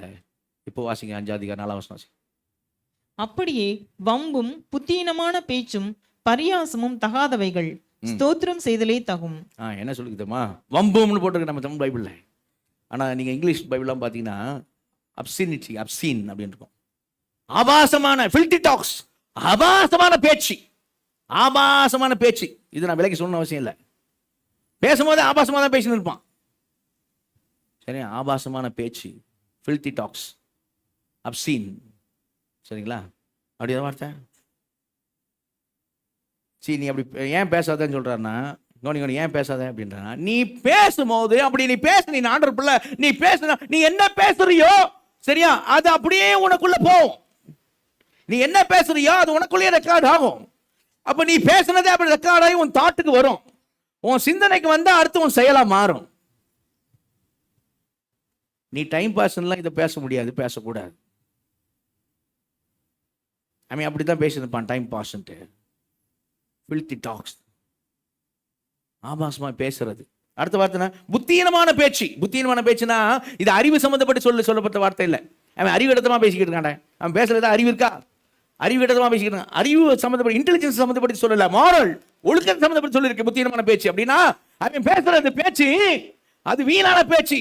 அவன் ஒழுக்கக்கேடான பேச்சை பேசிக்கிட்டு இருக்கான். அதை எப்படி பேசுறான்னா, குடிகாரன் பேசுற மாதிரி பேசுறான். குடிகாரன் எப்படி பேசுறான்? தார்மானவன பேசுவான் குடிகாரன். அசிங்கமா பேசுறான் குடிகாரன். சிலர் கோவம் தெரியுமா குடிகாரன், டேய் அடிச்சுனா உள்ள போட அப்படின்னு குடிகாரங்கிட்ட. குடிக்காதவன் ஏன்னா அவன் அப்படி பேசிருப்பான், தார்மாரா அப்படி போட்டிருக்கு. உலகத்தை அப்படி தான் பேசுவான். குடிச்சிட்டு பேசுற மாதிரி தார்மாரா பேசுவான், மயக்கத்தில் இருக்கிறான். நீ என்ன பண்ணிடாத, நீ அப்படியா அவன் பேசுற மாதிரி பேசாத. சரியா? அப்புறம் அடுத்த வார்த்தை என்ன? பரியாசம். சரியா? அப்படின்னு என்னது? Double meaning jokes, dirty jokes, அசிங்கமான ஜோக்கெலாம் அடிக்கிறது. ஜோக்கு ஆச்சு என்ன பண்ணுறது, அதில் என்ஜாய் பண்ணுறது. ஜோக்ஸ் அப்படின்னு வாங்கல்ல, அந்த மாதிரி. அதெல்லாம் அங்கேயே அப்பவுமே சொல்லிட்டாரு, பரியாசம். சரியா? பரியாசங்களும் இங்கிலீஷ் பைபிள் பார்த்தீங்கன்னா தான் டர்ட்டி ஜோக்ஸ், அதுக்கு மீனிங் தான் ஜோக்ஸ். சரியா? நான் சொல்ல, அதெல்லாம் நீ பேசினேன்னு வச்சுக்க, உன் மைண்டு கரப்ட் ஆகும், உன் சிந்தனை கரப்ட் ஆகும்பா. அது உன் சிந்தனை கரப்ட் ஆச்சுன்னு வச்சுக்க, அடுத்து உன் தாட் லெவலில் போயிடுச்சுல, கரெக்ட் ஆயிடுச்சுல, உன் செயல் அப்படித்தானே மாறும். அப்போ அவன் யோசிக்கிற மாதிரி யோசிக்காத, அவன் செய்கிற மாதிரி செய்யாத, அவன் பேசுகிற மாதிரி என்ன பண்ணாத, பேசாத. என்ன மறுபடியும் வாசிங்க, எபேசியர் 5:4 வாசிங்க. எபேசியர் 5:4. அப்படியே வம்பும் புத்தீனமான பேச்சும் பரியாசமும் தகாதவைகள், ஸ்தோத்திரம் செய்தலே தகும். என்ன சொல்கிறேன்? சோத்திரம் செய்து தகுன்ற என்ன தெரியுமா? கேளுங்க, ரொம்ப அழகாக இருக்குங்க. அந்த எவ்வளோ டீப்பாக ஆவியானவர் இது பண்ணி தெரியுமா? அவன் கவனி எதுக்கு சொல்கிறான்? அவன் எதை கேவலமாக பேசுகிறான், அவன் எதை ஆபாசமாக பேசுகிறான், அவன் எதை வச்சு ஜோக் அடிச்சுக்கிட்டு இருக்கான், ஜோக் அடிச்சு பரியாசம் பண்ணிக்கிட்டு இருக்கான், அவன் எதை வந்து ரொம்ப புத்திக்கெடுத்தனமாக பேசிக்கிட்டு இருக்கான். எதை எதை எதை தேவன் உண்டாக்கின ஒண்ணு. அந்த பால் உணர்வு அப்படிங்கிறத தேவன் தான் தந்திருக்கிறார். அது ஆக்சுவலா ஒரு கிஃப்ட். அது தேவன் கொடுத்திருக்கிறது மனித இனத்துக்கு. எதுக்காக தந்திருக்கிறார்னா, ஒரு கணவன் மனைவி இருவருமாக நேச்சுரலா இயற்கையாக அவங்களுக்குள்ள ஒரு அந்யோன்யம் உண்டாக வேண்டும், அன்பு உண்டாக வேண்டும், அவர்கள் ஒரே மாம்சமா இருக்க வேண்டும் என்று சொல்லி தேவன் அதை தந்திருக்கிறார். அவன் தேவன் தந்த நன்மையான ஒன்றை அவன் கேவலப்படுத்துகிறான். தேவன் தந்த நன்மையான ஒன்றை அவன் என்ன பண்றான்? ஜோக் அடிக்கிறான். தேவன் தந்த நன்மையான ஒன்றை அவன் அசிங்கமா பேசுறான். தேவன் ஏற்படுத்த நன்மையை அவன் கேவலப்படுத்திக்கிட்டு இருக்கான். அவன் பேசுறப்ப நீ பேசுற. ஆனால் நீ என்ன பண்ணு? அந்த பால் உணர்வுக்காக ஸ்தோத்திரம் ஆண்டவரேன்னு சொல்லு. என் குடும்ப வாழ்க்கைக்காக ஸ்தோத்திரம்னு சொல்லு. கணவனை எனக்கு தந்திருப்பதற்காக ஸ்தோத்திரம் சொல்லு. மனைவி எனக்கு தந்திருப்பதற்காக ஸ்தோத்திரம் சொல்லு. ஒருவேளை திருமணம் ஆகலையா, எனக்கு நீர் தரப்போவதற்காக ஸ்தோத்திரம்னு சொல்லு. தப்பு இல்லை, அதுக்காக ஸ்தோத்திரம் சொல்லு. எல்லாவற்றுக்கும் மேலே உனக்கு ஸ்தோத்திரம் சொல்லு. எதுக்கு? 5ஆம் வசனத்தில் பாரு, அவன் முடிவு என்னான்ட்டு. அவன் முடிவை நினைச்சிட்டு அப்புறம் நீ சோத்திர சொல்லு. 5ஆம் வசனம் வாசிங்க. முடிவு என்ன? விபச்சாரக்காரனாவது, அசுத்தனாவது, விக்கிரக ஆராதனைக்காரனாகிய பொருளாசைக்காரனாவது தேவனுடைய ராஜ்யமாகிய கிறிஸ்துவின் ராஜ்யத்திலே சுதந்திரம் அடைவதில்லை என்று அறிந்திருக்கிறீர்களே. அவன் வந்து வரமாட்டான் தேவராஜ்யத்துக்குள்ள. அவன் நித்தியத்தை அடைய மாட்டான். அவன் நரகத்துக்கு தான் போவான். அப்போ நீ சோத்திரம் சொல்லு. எதுக்கு? உன்னை ஆண்டவர் தூக்கி எடுத்து ஒரு பிள்ளையா மாத்திருக்கிற. நல்ல அலையில சொல்லுவோமா? அப்படி மட்டும் அவர் செய்யலன்னா நீ இன்னைக்கு அங்கதான். அவன் முடிவுதான் வணக்கம். ஆனா அவர் தூக்கி எடுத்திருக்கனால இப்ப நீ என்ன சொல்லு? சோத்திரம் சொல்லு. சரியா? நன்றி சொல்லு. சோத்திரம்னா நன்றி. நன்றி சொல்லு. நன்றி சொல்லு. அவன் பண்ற மாதிரி, அவன் பேசுற மாதிரி என்ன பண்ணாத, நீ பேசாத. அவன் செய்யற மாதிரி செய்யாத. அவன் யோசிக்கிற மாதிரி செய்யாத, யோசிக்காத. அது எப்படி சொல்றேன்னா, அப்படியே வம்பு முத்தியமான பேச்சு பரியாசமும் தகாதவைகள், சோத்திரம் செய்யலே தகும். இவைகள்லாம் தகாதவைகள். சரியா? இவையெல்லாம் தகாதவைகள் அப்படின்னா என்னன்னா, இவைகளுக்கெல்லாம் உங்க மத்தியில் இடமே கிடையாது. No place, no admission. என்ன மாதிரி அர்த்தம் சொல்லட்டுமா? என்ன மாதிரி அர்த்தம் சொல்றது தான், ஸ்கூல்ல போயிட்டு ஸ்கூல்ல நான் வளர்க்குற நாயை கூட்டு போயிட்டு, சார் என் நாயை ஸ்கூல்ல சேர்த்துங்க சார், அப்ளிகேஷன் ஃபில் பண்ணி தரேன் அப்படின்னா எப்படி இருக்கும்? புரியுதா? ஏன்னா அது பிள்ளைங்க, மனிதர்கள், பிள்ளைகள் படிக்கிற ஸ்கூல், நாய் படிக்கிற ஸ்கூல் கிடையாது. அந்த மாதிரி சொல்றாரு. நாயை கொண்டாந்து உள்ள விடாத, நாய்க்கு இங்கே இடமே இல்லை. No place here, no admission. இந்த மாதிரி பேச்சுக்கும், இந்த மாதிரி பேசுறதுக்கும், இந்த மாதிரி செய்யறதுக்கும், இந்த மாதிரி நீ யோசிக்கிறதுக்கும், இந்த மாதிரி பண்றதுக்கு நோ பிளேஸ். இங்கே இடம் இல்லை. சபையில் இடம். தேவ பிள்ளைகள் மத்தியில் தேவ பிள்ளையாக நீ செய்யாத, நீ செய்யாத, இடம் கொடுக்காத. அப்படிதான் சொல்றாரு. சரியா? அப்போ யோசிக்காத, செய்கிற மாதிரி செய்யாத, அவன் பேசுகிற மாதிரி என்ன செய்யாத, பேசாத. சரிங்களா? இப்போ 5ஆம் வசனம் வாசிங்க. அதில் பேச 5:5. விபச்சாரக்காரனாவது, அசுத்தனாவது, விக்கிரக ஆராதனைக்காரனாகிய பொருளாசைக்காரனாவது தேவனுடைய ராஜ்யமாகிய கிறிஸ்துவின் ராஜ்யத்திலே சுதந்திரம் அடைவது இல்லை என்று அறிந்திருக்கிறீர்களே. அவங்க அதுல சுதந்திரம் அடைவது இல்லை. கவனிங்க, அது வந்து டெஃபினட்டா சொல்லியிருக்கு. டெஃபினட்டா புரியுதா? டெஃபினட்டா 100% சொல்லியிருக்குங்க. 100%. நான் சொல்றேன் தம்பி, கொஞ்சம் டக் டக்குன்னு வசனம் போடுங்களேன். 100. ஏன்னா நமக்கு டைம் இல்லை, நான் வேகமாக சொல்லிடுறேன். 100%. நீங்க எங்க பக்கம் திருப்புங்க பைபிள்ல. 1 கொரிந்தியர் 6ஆம் அதிகாரம் வாசித்தோம் இல்ல? நம்ம 1 கொரிந்தியர் 6ஆம் அதிகாரத்துல 11ஆம் வசனத்துல வாசித்தோம். 9ஆம் வசனத்துல அநியாயக்காரர் தேவனுடைய ராஜ்யத்தை சுதந்திரிப்பதில்லை என்று நீங்கள் அறியாதிருக்கிறீர்களா? வஞ்சிக்கப்படாதிருங்கள் சொல்லிட்டு லிஸ்ட் போட. ஏசி மார்க்கத்தார், விக்கிரகாரர், வேச்சாரக்காரர், சுய புணர்ச்சிக்காரர், ஆண் புணர்ச்சிக்காரர், திருடர், பேராசிரியர், கொள்ளையடிப்போர், இவர்கள் தேவ ராஜ்யத்தை சுதந்திரிப்பதில்லை. அதைத்தான் எபேசியர் 5 அவங்க கிறிஸ்துவின் ராஜ்யத்துல வருவது இல்லை. அவர்கள் பரலோகத்துக்கு வருவதில்லை. இல்லைனா இல்லை. That's it, over. No second thought. அங்க தீர்ப்புலாம் ஏற்கனவே எழுதப்பட்ட ஆயிடுச்சு. புரியுதா? ஏன் எச்சரிப்பா சொல்றாரு தெரியுதா? ஒண்ணு கொரிந்தியர் சபைக்கு தான் சொன்னாரா? எபேசு சபைக்கு சொன்னது நம்ம வாசித்தோம். கலாத்திய சபை கலாத்தியர் 5ஆம் அதிகாரத்துல 19ஆம் வசனத்தை பாருங்க. கலாத்தியர் 5ஆம் அதிகாரத்துல மாம்சத்தின் கிளிகள் வெறிகரமா இருக்கிறான். அவையாவனே வெச்சாரம், வேசித்தனம், அசுத்தம், காமவிகாரம், விக்கிரகாராதனை, பில்லி சூனியம், பகைகள், விரோதங்கள், வைராக்கியங்கள், கோபங்கள், சண்டைகள், பிரிவினைகள், மார்க்க பேதங்கள், பொறாமைகள், கொலைகள், வெறிகள், கல்யாணம், இப்படிப்பட்டவைகளை செய்கிறவர்கள் தேவனுடைய ராஜ்யத்தை சுதந்திரிப்பதில்லை என்று முன்னே நான் சொன்னது போல இப்போது உங்களுக்கு சொல்லுகிறேன். சரியா? அதனால தான் இயேசு ரொம்ப ஸ்ட்ராங்கா பேசினார் இந்த வார்த்தைகளை. மார்க் 9ஆம் அதிகாரத்தில் பார்ப்பா 44, 46, 48 3 சொன்னாங்க. 43 பாருங்க. ஆண்டவர் சொன்னது, உன் கண் உனக்கு இடல் உண்டாக்கினாள். எந்த கண்ணு, லெப்டா ரைட்டா, அது ஏதோ அதை பிடுங்கி போடு. எப்படி பேசுறாரு? அந்த கண்ணையே பிடுங்கி போட்டு நீ 2 கண்ணோடையும் நான் நரகத்தில் போவதை பார்க்கலாம், ஒத்த கண்ணனாய் நீ ஜீவனுக்குள் பிரவேசிப்பது உனக்கு நலமாயிருக்கும். உன் கை உனக்கு இடர் உண்டாக்கினா, ரைட்டா லெப்டா, அதை நீ வெட்டி போடு. நீ 2 கையுடைய நான் நரகத்தில் போவதை பார்க்கலாம், ஒத்த கையுடைய நான் நீ பரலோகத்தில் ஜீவனுக்குள் பிரவேசிப்பது உனக்கு நலமாயிருக்கும். உன் கால் உனக்கு இடர் உண்டாக்கினாள், அதை தரித்து போடு. எந்த கால் வைக்க முதல்ல கால் வைக்குது போறதுக்கு? லெப்டா ரைட்டா? எது? அதை வெட்டி போடு. நீ சப்பானியா பூமியில இரு, நோ ப்ராப்ளம். நீ 2 காலுடைய நீ நரகத்தில் போவதை பார்க்கலாம், ஒத்த காலுடைய நான் சப்பானியா நீ அங்கே பிரவேசிப்பது, ஜீவனுக்கு பிரவேசிப்பது உனக்கு நலமா இருக்குன்னு சொல்லிட்டு ஒவ்வொன்னு சொல்லும் போது திரும்பி ஆண்டவர் சொன்னது தெரியுமா? 44, 46, 48 அங்கே அவர்கள் புழு சாகாமலோ அக்கினி அவியாமலோ இருக்கும். புழுவும் சாவாது, அக்கினி அவியாது. எவ்வளவேனும் பொய் உரையாத தேவன். அல்லேலூயா. அவர் மிகைப்படுத்தலாம் சொல்ல, அங்கே புழு சாகாத அக்கினி மிகைப்படுத்தலாம் சொல்ல ஆண்டவர். புரியுதா? லைட் ஆண்டவர் எடுத்துக்கூடாது. சிரிச்சுக்கிட்டு அப்படியே சிரிச்சுட்டு போகிற விஷயம் இல்லை இது. உன் நித்தியத்தை குறித்த விஷயம் பா. இது சீரியஸான விஷயம், ரொம்ப டேஞ்சரான விஷயம். நான் சொன்ன ஏற்கனவே கரண்ட்டு கையை வச்சுன்னா உனக்கும் ஷாக் அடிக்க தான் செய்யும். அப்படி தான் பைபிள் சொல்லுது. அப்போது நான் இன்னும் சொல்கிறேன், நீ வீட்டில் போய் வாசித்து பாருங்க. அவர் யாரையும் விட்டு வைக்கலன்னு போட்டிருக்கு பைபிளில். யாரையும் விட்டு வைக்கல.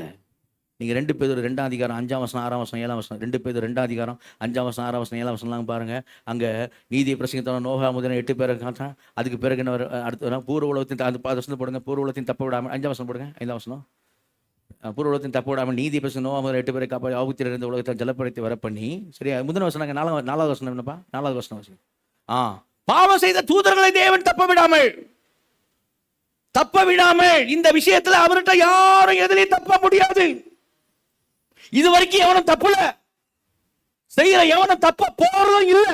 தட்ஸ் டெஃபினட்டா எவனும் தப்ப போறது இல்லை. அப்படிதான் பைபிள் காமிக்குது. அவர் என்ன பூர்வ உலகத்தையும் தப்ப விடல, பாவம் செய்த தூதர்களையும் தேவன் தப்ப விடல. அடுத்த வசனம் போடுங்க. 5ஆம் வசனம், 5ஆம் வசனம், பூர்வ உலகத்தையும் தப்ப விடல. 6ஆம் வசனம் போடுங்க. சோதம் கொமராவையும் தப்ப விடல. சரியா? அவரு தப்ப விட மாட்டார், விளையாட்டு இல்லை. இதை தான் யூதா நிருபம் ஒரு அதிகாரம் தான். அந்த யூதா நிருபத்தை அவர் கொண்டு வருவார். 7ஆம் வசனம் 6, 7, 8 வசனம் நினைக்கிறேன். அங்கே அவர் கொண்டு வருவார். அங்கே பாருங்க, ஆதிமனை காத்துக்கொள்ளாமல் தங்களுக்கு வாசல் விட்டு தூதர்களையும் மகனாலையும் ஆய்த்திருப்பு நித்திய சங்கலாம் கூட்டி அந்த காலத்துக்கு அடைத்து வைத்திருக்கிறார். அடுத்த வசனம், அப்படியே சோதங்கோரப்பட்டத்தனை சொந்தப்பட்டவன் அவர் விசாரம் பண்ணி அந்நிய மாசம் தொடர்ந்து நித்திய ஆக்கி அடைந்து திஷ்டாந்தமாக எடுத்துக்காட்டாக வைக்கப்பட்டிருக்கிறார்கள். எடுத்துக்காட்டாக. சரியா? அவங்க எக்ஸாம்பிள் வச்சு கொடுக்குறாங்க. அப்படி போட்டிருக்கு பைபிளில். சரிங்களா? அப்போ அதுதான் காரியம். அப்போ இதை நம்ம சீரியஸாக எடுக்கணும். நம்ம ஆண்டு சொல்கிறாரு, அவன் தப்ப போகிறதில்ல. சரியா? அப்போ அவன் யோசிக்காத, செய்யாத, பேசாத. சரியா? அவன் சொல்கிறத கேட்காத. அவன் என்ன சொல்லுவான்? வாசிக்க எபேசியர் 5ஆம் அதிகாரத்தில்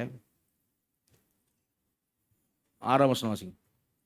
இப்படிப்பட்டவள் நிமித்தமாக கீழ்ப்படியாமையின் பிள்ளைகள் மேல் தேவ கோபாக்கினை வருவதால் ஒருவனும் உங்களை வீண் வார்த்தைகளினாலே மோசம் போக்காதபடிக்கு எச்சரிக்கையா இருங்கள். வீண் வார்த்தைகளால் மோசம் போக்காதபடிக்கு. நான் இப்போ சொன்னேன், காமிச்சல. அவர் அதெல்லாம் ரசிக்கப்பட்டியாப்பா, அவ்வளோதான், என்ன வேணாலும் பண்ணிக்கலாம். அந்த மாதிரி வீண் வார்த்தையில் மோசம் போயிடாத. இதே வார்த்தை எங்கேருந்து வந்துச்சு? வீண் வார்த்தை ஏதேன் தோட்டத்திலே ஆரம்பிச்சது. நீங்கள் சாகவே சாவதில்லை. அது பெரிய பொய். அந்த பிசாசு இன்றைக்கும் பொய் சொல்லிட்டு தான் இருக்கிறான். அவன் பொய்களுக்கு பிதாவமாக இருக்கிறான்.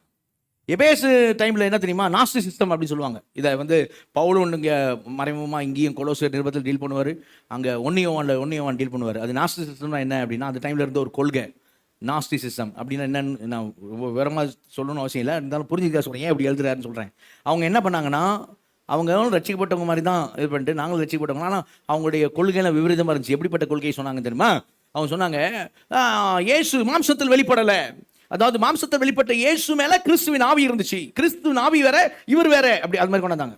அப்படி சொல்லி எப்படி கொண்டாந்தாங்க டீச்சிங் அப்படின்னா, நீ ரட்சிக்கப்பட்டுட்டியா, உன் ஆவி ரட்சிக்கப்பட்டுச்சு. மாம்சத்தில் நீ செய்கிற எதுவும் பிரச்சனை இல்லை. மாம்சத்தில் என்ன பாவம் வேணாலும் செய்யலாம், உன் ஆவி தான் ரட்சிக்கப்பட்டுச்சுல. மாம்சத்தில் செய்கிற பாவத்தை தேவன் கணக்கில் எடுக்க மாட்டார். You are license to sin. Okay, license to commit sin. அதான் அவங்க டீச்சிங். இன்னைக்கு இருக்குல்ல மிகைப்படுத்தப்பட்ட கிருபை உபதேசம். என்னானாலும் இலக்குக்கு தடை இல்லை, போய் சேர்ந்துரும். மிகைப்படுத்தப்பட்ட கிருபை உபதேசம் அது அன்னைக்கு இருந்துச்சு, இன்னைக்கு இருக்கு, நாளைக்கு இருக்கும். எல்லா டைம்லையும் கள்ள உபதேசம் உண்டு. அதான் வீண் வார்த்தைங்கிறார். அந்த வீண் வார்த்தையினால மோசம் போயிடாத, ஏமாந்து போயிடாத. அவன் சொல்கிறான், நீ நீ நீ ரசிக்கப்பட்டியா, நீ கையை வச்சு நான் ஷாக்கு அடிக்காது. நல்லா இருக்கே, எங்க பாஸ்டர் வேற மாதிரிலாம் சொல்றாரு, இதுதான் நல்லா இருக்கு, வையன் கையை வையன், அப்படிதான் அவன் டீச்சிங். புரியுதா இல்லையா? சாவேன் செத்து தான் பாறேன், புரியுதா? அப்படிதான் அவன் டீச்சிங். புரியுதா? இன்னைக்கு ஏவாளை ஏமாத்தினவன் இன்னைக்கும் அப்படி தான் இருக்கிறான். 2 கொம்பு வச்சுக்கிட்டுலாம் வரமாட்டான். அன்றைக்கி சர்பனை பற்றி இன்றைக்கி வந்தானே நீ தான் அடிச்சு சாவடிச்சு துங்க விட்டு எரிச்சிருவியே பெட்ரோல் ஊற்றி. அப்புறம் இப்படி வந்தானா என்ன முடியும்? அப்படியே வரமாட்டான் அவன். சரியா? அப்போ நீ தான் சொன்ன, நம்ம தான் ஜாக்கிரதையாக இருக்கணும். அதான் எச்சரிப்பாக சொல்லியிருக்கு. சரிங்களா? அப்போது அவன் சொல்கிறத கேட்காத. 3 நான் இப்போ வாலி பசங்களும் சொல்லியிருக்கேன். ஏவாள் வஞ்சிக்கப்பட்டது 3 விஷயம்: கண்ணு, வாய், காது. சரியா? புரியுதா? முதல்ல காதில் பிசாசு சொல்கிறத கேட்டுன்னு இருந்தா, அப்புறம் வாயை திறந்து பேசினான் அவன்ட்டு தான். சரியா? அடுத்து என்ன பண்ணா, இது வரைக்கும் விளக்கப்பட்ட கண்ணியாக பார்த்த அந்த கண்ணி இப்போ என்னவா மாறிச்சு? இச்சிக்கப்பட்ட கண்ணியாக மாறிடுச்சு. கண்ணு வேலை செய்யுது. கண்ணு இப்போ என்னாச்சு? 3 சேனல் வழியாக அவன் சொன்னது உள்ளே போச்சு, வஞ்சிக்கப்பட்டா. இப்போ கை போயிடுச்சு பறிக்கிறதுக்கு. அவ்வளோதான், முடிஞ்சது கதை. நம்ம தான் இங்கே சொல்கிறேன், அவன் யோசிக்கிற மாதிரி யோசிக்காத, அவன் பேசுகிற மாதிரி பேசாத, அவன் செய்கிற மாதிரி செய்யாத, அவன் சொல்கிறத கேட்காத. கடைசியாக என்ன சொல்றாரு? 5 அதிகாரம் 7ஆம் வசனம் வாசிங்க. அவர்களுக்கு பங்காளிகள் ஆகாதிருங்கள். அவர்களுக்கு பங்காளி ஆகாத. ஏன்னா அவன் பங்கு என்ன தெரியுமா? What is is portion? அவன் பங்கு வெளிப்படுத்தி 21:8 பாருங்க. அவன் பங்கு என்ன? வெளிப்படுத்தி 21. ஏன் அவனுக்கு பங்காளி ஆகாதுன்றாரு? அவனோட பங்கு என்ன? அவன் கிடைக்க போற ஷேர் என்ன? பயப்படுகிறவரும் அவிசுவாசிகளும் அருவருப்பானவரும் கொலைபாதகரும் விபச்சாரக்காரரும் சூனியக்காரரும் விக்கிரகாராதனைக்காரர் பொய்யர் அனைவரும் 2ஆம் மரணமாகிய அக்கினியும் கந்தக எரியிலே கடலிலே பங்கடைவார்கள் என்றார். ஆர்சி பைபிள் இதுவே அவர்களின் பங்கு அப்படின்னு இருக்கும். இதுவே 2ஆம் சாவு, இதுவே அவர்களின் பங்கு அப்படின்னு இருக்கும். முதல் சாவு பைத்தியே, அது முதல் சாவு. 2ஆம் சாவு தேவனை விட்டு என்றென்றும் பிரிஞ்சு போறது, அதான் 2ஆம் சாவு. இதுவே அவர்களின் பங்கு, அக்னி கந்தம் எரியிற கடல். நம்ம கொஞ்ச நேரம் நமக்கு தாங்க முடியல, ஏசி போட்டோம். என்ன ஒர்ஷிப் வரைக்குமோ அனலா இருந்து செய்தி நேரத்தில் ஏசி போட்டுட்டோம், தூங்காமல் கவனிக்கணும்ட்டு. சரியா? அப்போ அங்கே என்ன சொல்லுது? அக்கினியும் கந்தகம் எரிகிற கடல். அங்கே அவர்கள் அக்கினி அவியாது. கொஞ்ச நேரம் கூட அங்கே என்ன அக்கினி அவியாது. புரியுதா? அங்கே நீ ஆஃப் பண்ணலாம் முடியாது, சுவிட்ச் ஆஃப் பண்ண முடியாது. அக்கினியை ஆஃப் பண்ணிட்டு அப்புறம் போட்டுக்கிறேன், அப்படி பண்ண முடியாது நரகத்தில். நோ சுவிட்ச், நோ எலக்ட்ரிசிட்டி. ஓகே, ஒரு ஆள் போடுறதும் ஒரு ஆள் ஆன் பண்ணுறதும் இப்படிலாம் அங்கே பண்ண முடியாது. அங்கே அக்கினி எப்பவுமே அவியாது. அந்த புழுவை நீ என்ன அடித்தாலும் செய்யாது, சாகாது. புழு இருக்க இடத்துல எப்படி இருக்கும்? அப்படி தான் இருக்கும் நரகம், புழு இருக்க இடத்துல. சரியா? அது அவன் பங்கு, அது நீ அவனுக்கு பங்காளி ஆகாத, நீ அவனுக்கு பங்காளி ஆகாத. புரியுது? என்ன இவ்வளோ இது என்ன எச்சரிப்பாக சொல்கிறாரு தகப்பன், ரொம்ப அன்போடு கரிசனையோடு சொல்கிறார். நான் உனக்கு நேர்த்தியான இடத்துல பங்கு வச்சிருக்கேன், சிறப்பான சுதந்திரம் உனக்கு. அல்லேலூயா. உனக்குன்னு நான் என்ன பண்ணிக்கிட்டு இருக்கேன், என்னோடு கூட நீ இருக்கணும்னு சொல்லிட்டு நீ அவனுக்கு என்ன செய்யாத, பங்காளி ஆகாத. அப்ப நீ எப்படி நடக்கணும்? எப்படி நடக்கணும்? அங்கே வாசிங்க, எபேசியர் 5 3 வாசிங்க. எப்படி நடக்கும்? 5 3 மேலும் பரிசுத்தவான்களுக்கு ஏற்றபடி வேசித்தனமும் மற்றெந்த அசுத்தமும் பொருளாசையும் ஆகிய இவைகளின் பெயர் முதலாய் உங்களுக்குள்ளே சொல்லப்படவும் கூடாது. அப்ப எப்படி நடக்கணும்? அந்த இங்கிலீஷ் பேர் பார்த்தீங்கன்னா ஹோலி ஒன்ஸ் அப்படின்னு போட்டிருக்கு. ஹோலி ஒன்ஸ், பரிசுத்தவான்கள் ஏற்றவன். பரிசுத்தவான்களுக்கு ஏற்றபடி உன்னை பரிசுத்தமாக்கி இருக்கிறார்ல, அதுக்கு ஏற்றபடி என்ன செய்யணும்? நீ நடக்கணும். அதுக்கு ஏற்றபடி உன்னை நீதிமானாக்கி இருக்கிறல, அதுக்கு ஏற்றபடி உன்னை அவர் பிள்ளையா தத்தெடுத்திருக்கிறல்ல, அதுக்கு ஏற்றபடி அப்படி அப்படி பண்ணு, அந்த மாதிரி செய். அப்போ கிறிஸ்து இயேசு உன் மேல கொண்ட அழகான சொல்லி முடிச்சுறேன். கிறிஸ்து இயேசு உன் மேல கொண்ட அன்பனால தன்னையே சுகந்த வாசனையாக தேவனுக்கு காணிக்கையாகவும் பலியாகவும் ஒப்பு கொடுத்தது போல, உனக்காய் கிறிஸ்து ஒப்பு கொடுத்தது போல, நீ கிறிஸ்து மேல உள்ள அன்பினாலே, அந்த அன்பை பார்த்து செய். அந்த கிறிஸ்து மேல உள்ள அன்பினால உன்னையே நீ சுகந்த வாசனையால பலியாகவும் காணிக்கையாகவும் தேவனுக்கு ஒப்பு கொடு. அல்லேலூயா. அவர்கள் தங்களை காம விகாரத்துக்கு என்று ஒப்பு கொடுத்திருக்கிறார்கள். நீங்கள் பிரியமான பிள்ளைகளாய் உங்களை தேவனுக்கு ஒப்பு கொடுங்கள். அல்லேலூயா. அப்போ ஏன் அவங்கள மாதிரி பரிசுத்தவான்களுக்கு ஏற்றபடி நடக்கணும், அவங்க மாதிரி நடக்கூடாது அப்படிங்கிறதுக்கான காரணங்கள்லாம் இருக்குது. அது பின்னாடி என்ன செய்ய, வெளிச்சத்தின் பிள்ளை நடந்து கொள்ளுங்கள், ஞானமாக நடந்து கொள்ளுங்கள். அதில் என்ன செய்யணும் நம்ம பார்ப்போம் அடுத்த வாரம். இன்றைக்கு ஆண்டவர் நம்மோட பேசியிருக்கிற காரியம், we are called, நம்ம அழைக்கப்பட்டிருக்கிறோம். அவங்க நடக்கிற மாதிரி நடக்கிறதுக்காக இல்லை, தேவனுடைய பிள்ளைகளாய் நடப்பதற்கு. கிறிஸ்து இயேசு நம்ம மேல் கொண்ட அன்பினால தன்னையே தேவனுக்கு சுகந்த வாசனை காணிக்கையாம் பலியாகவும் ஒப்பு கொடுத்தது போல, நீ கிறிஸ்து மேல் உள்ள அன்பினால உன்னையே நீ சுகந்த வாசனையை காணிக்கையாம் பலியாகவும் தேவனுக்கு ஒப்பு கொடு. எல்மீன் இருப்போம், ஜெபம்.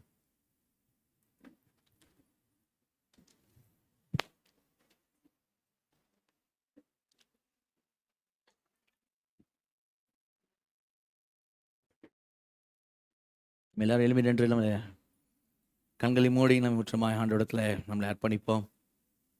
உள்ளத்தின் ஆழத்திலிருந்து ஆண்டோடத்தில் பேசுவோம். ஆண்டோடத்தில் பேசுவோம். ஆண்டவரே, பிரியமான பிள்ளைகளை போல நான் உங்க பிரியமாக நடக்கிறேன். ஆண்டவரே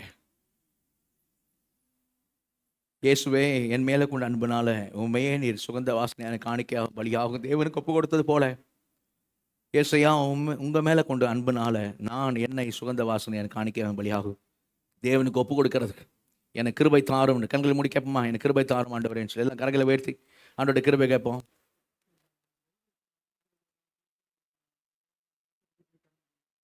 எல்லாரும் அப்படியே கைகளை உயர்த்தி கண்களை மூடி, ஆண்டவரே, என்னை முற்றிலுமாக அர்ப்பணிக்க ஒப்பு கொடுக்க எனக்காக நீர் உண்மை சுகந்த வாசனை காணிக்கையாகவும் பலியாகவும் ஒப்பு கொடுத்தது போல என்னை ஒப்பு கொடுக்க ஆண்டவரே எனக்கு கிருபை தாரும் என்று சொல்லி ஆண்டோட கிருபை கேட்பான். வல்ல பிதாவே, நடியோடு மை ஸ்தோத்திரிக்கிறோம், துதிக்கிறோம். கிருபையும் இறக்கும் தயவு நிறைந்தவரை அப்பா, இந்த நேரத்தில் குமார் நாங்கள் இயேசு நாமத்தில் வருகிறோம். ஆண்டவரே, எங்கள் கரங்களை உயர்த்திருக்கிற ஒவ்வொருவரையும் வல்ல கருத்தில் அர்ப்பணிக்கிறோம். இந்த நாளில் எங்களோடு நீர் பேசின வார்த்தைகளுக்காக நன்றி செலுத்துகிறோங்க தாவே. உமக்கென்று நீர் எங்களை வேறு பிரித்திருக்கிறீரே, அதற்காக நன்றியோடு ஸ்தோத்திரிக்கிறோம்ப்பா. உங்களுடைய பிள்ளைகளாக நீர் எங்களை ஏற்றுக்கொண்டு இருக்கிற கிருபைக்காய் தயவுக்காய் ஸ்தோத்திரம். ஆண்டவரே, நீர் விரும்புகிறபடி உமக்கு பிரியமான பிள்ளைகளாக நாங்கள் நடக்க, இந்த உலகத்தார் நடக்கிறது போல நாங்கள் நடக்காமல் ஆண்டவரே உமக்கு பிரியமாய் நடக்க ஆண்டவரே, நீர் எங்கள் மேலே கொண்ட அன்பனால உண்மையே சுகந்த வாசனையான காணிக்கையாக வழியாக ஒப்பு கொடுத்தது போல கர்த்தாவை எங்களையே நாங்கள் ஒப்பு கொடுக்கபடியாக ஆண்டவரே எங்கள் ஒவ்வொருவருக்கும் தேவ நீர் கிருபை தந்து ஆசீர்வதிக்கும்படி ஆட்சேபிக்கிறோம்.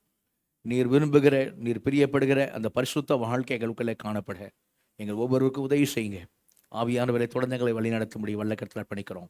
பெரிய காரியங்களை செய்யும் எங்களை தாழ்த்துகிறோம். இயேசு நாமத்தில் ஜெபங்கள் ஜீவனங்கள் நல்ல பிதாவே, ஆமேன் ஆமேன். கவனிங்க, இந்த பைபிள் எக்ஸாம் எழுதுறவங்க வருகிற ஞாயிற்றுக்கிழமை, இன்றைக்கி இல்லை வருகிற ஞாயிற்றுக்கிழமை, இன்றைக்கி கொடுத்தாலும் ஓகே தான், வருகிற ஞாயிற்றுக்கிழமைக்குள்ள நீங்கள் உங்கள் பேர் கொடுங்க. அப்போ தான் எத்தனை கொஸ்டின் பேப்பர் ரெடி பண்ணணும்னு சொல்லி தெரியும். கொஸ்டின் பேப்பர் வேஸ்ட்டாக போகக்கூடாது. வருகிற ஞாயிற்றுக்கிழமை சர்வீஸ் முடிஞ்சு போகும்போது பைபிள் எக்ஸாம் எழுதுறவங்க பேர் கொடுத்துருப்போங்க. கர்த்தர் ஆசீர்வதிப்பார். எல்லாம் சேர்ந்து சொல்லுவோம். என் ஆத்துமாவே கர்த்தரை ஸ்தோத்திரி, என் முழுமே பரிசுத்த நாமத்தை ஸ்தோத்திரி. என் ஆத்துமாவே கர்த்தரை ஸ்தோத்திரி, அவர் செய்த சகல உபகாரங்களையும் மறவாதே. ஆமேன். கர்த்தராகிய இயேசு கிறிஸ்துவின் கிருபையும் பிதாவாகிய தேவனுடைய அன்பும் பரிசுத்த ஆவியினுடைய அந்யோன்ய ஐக்கியமும் சுகம் பாதுகாப்பு அனைவரோடும் இப்பொழுதும் எப்பொழுதும் இயேசு கிறிஸ்து ரகசிய வருகை மட்டும் இருப்பதாக. அல்லேலூயா, அல்லேலூயா, அல்லேலூயா. Praise the lord, praise the lord, price